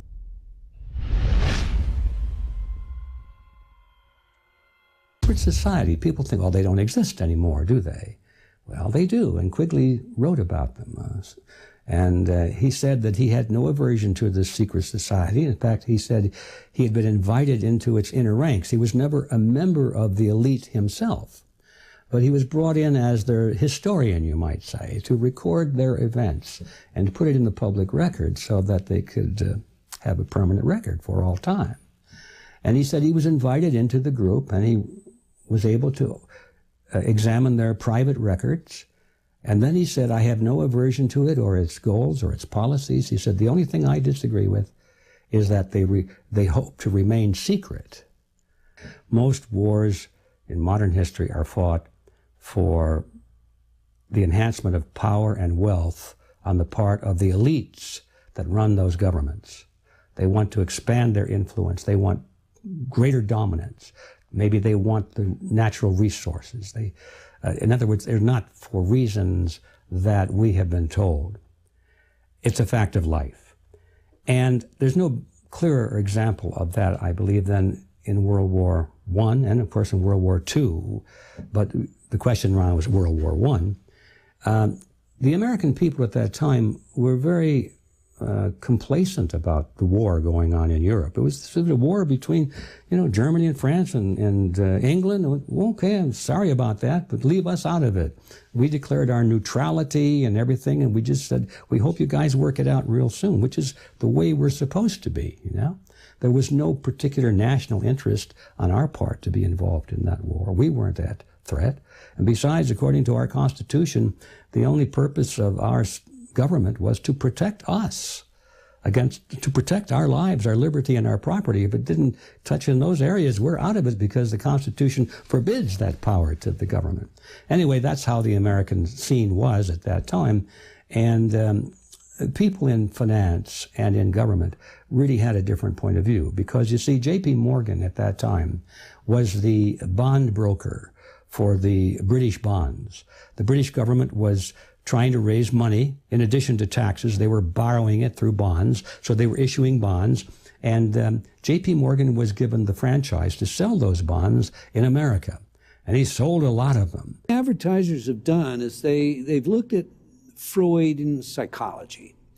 And they've looked at the id, the ego, the superego, the thanatos urge. They've looked at the conflict that Freud discussed that human beings live in, this psychic tension, the impossibility to live up to the requirements of a superego, a perfect parent, the libidinal urges that drive us towards sexual impulses and gross behavior that we have been trained, and fortunately so, to harness and find socially acceptable ways to act out. Now, because they're aware of this tension, because they're aware of this heightened arousal, this anxiety that exists, they look at how they can tweak it, how they can play on it.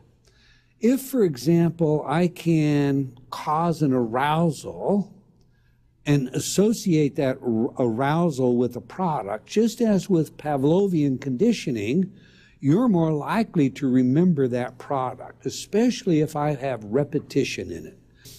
I've learned in my life that what really matters is helping other human beings. And when I help somebody, I get that feedback that says, your life matters. This day mattered. You're here, and it's good you're here. And that is a self-actualizing principle. To appreciate it, in my view, you have to first understand who you are, break free from this manipulation, stop the cycle that we all get caught in, and convolute the model. Convolute the model, and instead of looking, what is it that I can get? Maybe think back to Kennedy's words. It's what you can give. Don't ask what you can get from your country, but what you can give to your country. Don't get up in the morning with, how much do I get, but what can I give? I know this. It doesn't matter if you're an attorney, you're a doctor, you're a plumber, you're an auto mechanic. When you do your very best to help that person that comes to you as a customer, not to take their money, but to help them, to sincerely help them, you make a difference. Doing your very best is as close as you're ever going to get to being your very best. Cheating yourself by whatever means, whether it's on your taxes or not keeping your word or cheating yourself, is cheating yourself. I'll say it again. Doing your best is as close as you'll ever get to being your very best, and there's very few of us in pursuit of that today. The fact that I can speak here freely to you, to all of us, is a great, I think, indescribable benefit of our society, one that we should defend tirelessly. The idea of free speech, free expression, is the best antiseptic against manipulation, against propaganda, against information operations. And that's why it's so critical that we as citizens always try to seek the truth, always try to be true to what's best for the country, e pluribus unum, versus what may be good for the short-term benefit, the idea of short-term gain, basically giving up freedoms. Giving up freedoms is never a good idea, and frankly, once you give them up, it's always harder to find them again in the long run. Excellent. One more question. We can keep it short. You've already basically answered this, but we can. How do people, I mean, we're going to be talking to the audience now. How do the people who are learning about this, how do they defend themselves against strategic messaging that is not in their best interest? How does one defend themselves against strategic information, propaganda? It's a very simple answer. Ask questions. Always check your source. I, as a public figure, am often having to speak publicly about issues and information. I look at everything. I've been criticized by my friends, oh my God, you look at Fox News, you look at CNN. Absolutely, because the false information being provided to the mainstream outlets means something. So why are they saying things a certain way? What does this really mean? Even false information means something. So that's why it's important to understand what's being said when it's being said. In addition to that, then, you want to go to blogs, you want to go to original sources where people have firsthand experience. And you got to combine all of these things to understand the world. The world is a complex entity. Frankly, one of the things which has happened that goes beyond, say, 2,000 years ago is the level and scope and availability of information. We are inundated with information. That's why it's even more important for individuals to sort through it as rapidly as possible, to seek the truth. And frankly, you know, people, I think, are smart enough to understand when something's true and something's not. I guess you could call it your spidey sense. If something doesn't look right or smell right, it probably isn't right. So go with that. Try to understand why you feel that way. Always ask questions. Never accept simply what is presented at face value. Trent Lott, Senator Trent Lott spoke to me one time in the Fox green room when I first became a public figure in 2005. And his guidance to me has resonated. There's 2 points he wanted me to remember. He offered 2 points of advice. First point of advice was, in Washington, D.C., in this town where we're talking right now, it's never good to be right ahead of your time. Well, we found that out through Able Danger and the fact that we were so far on the cutting edge, people didn't want to hear what we had to say. And frankly, when it became public knowledge, people didn't want to talk about it. So that lesson is absolutely true. Senator Lott was absolutely correct.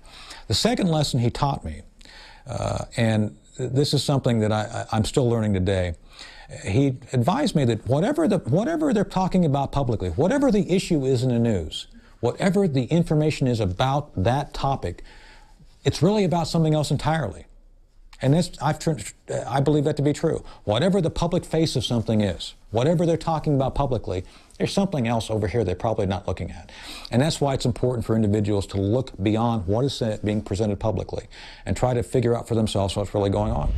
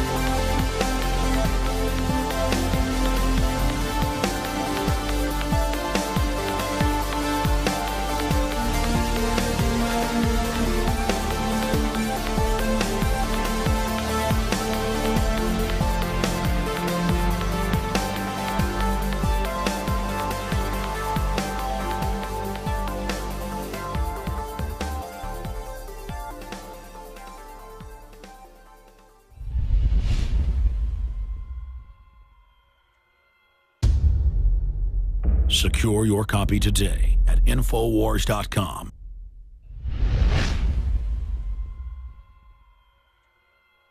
Now you can watch The Alex Jones Show live as it happens at Infowars.com/show. You'll find links to all of our content there and a free 15-day trial for Prison Planet TV. More than 60 movies and documentaries all in one place at Infowars.com/show. Yes, these men and their hypnotized followers call this a new order. It is not new, and it is not order.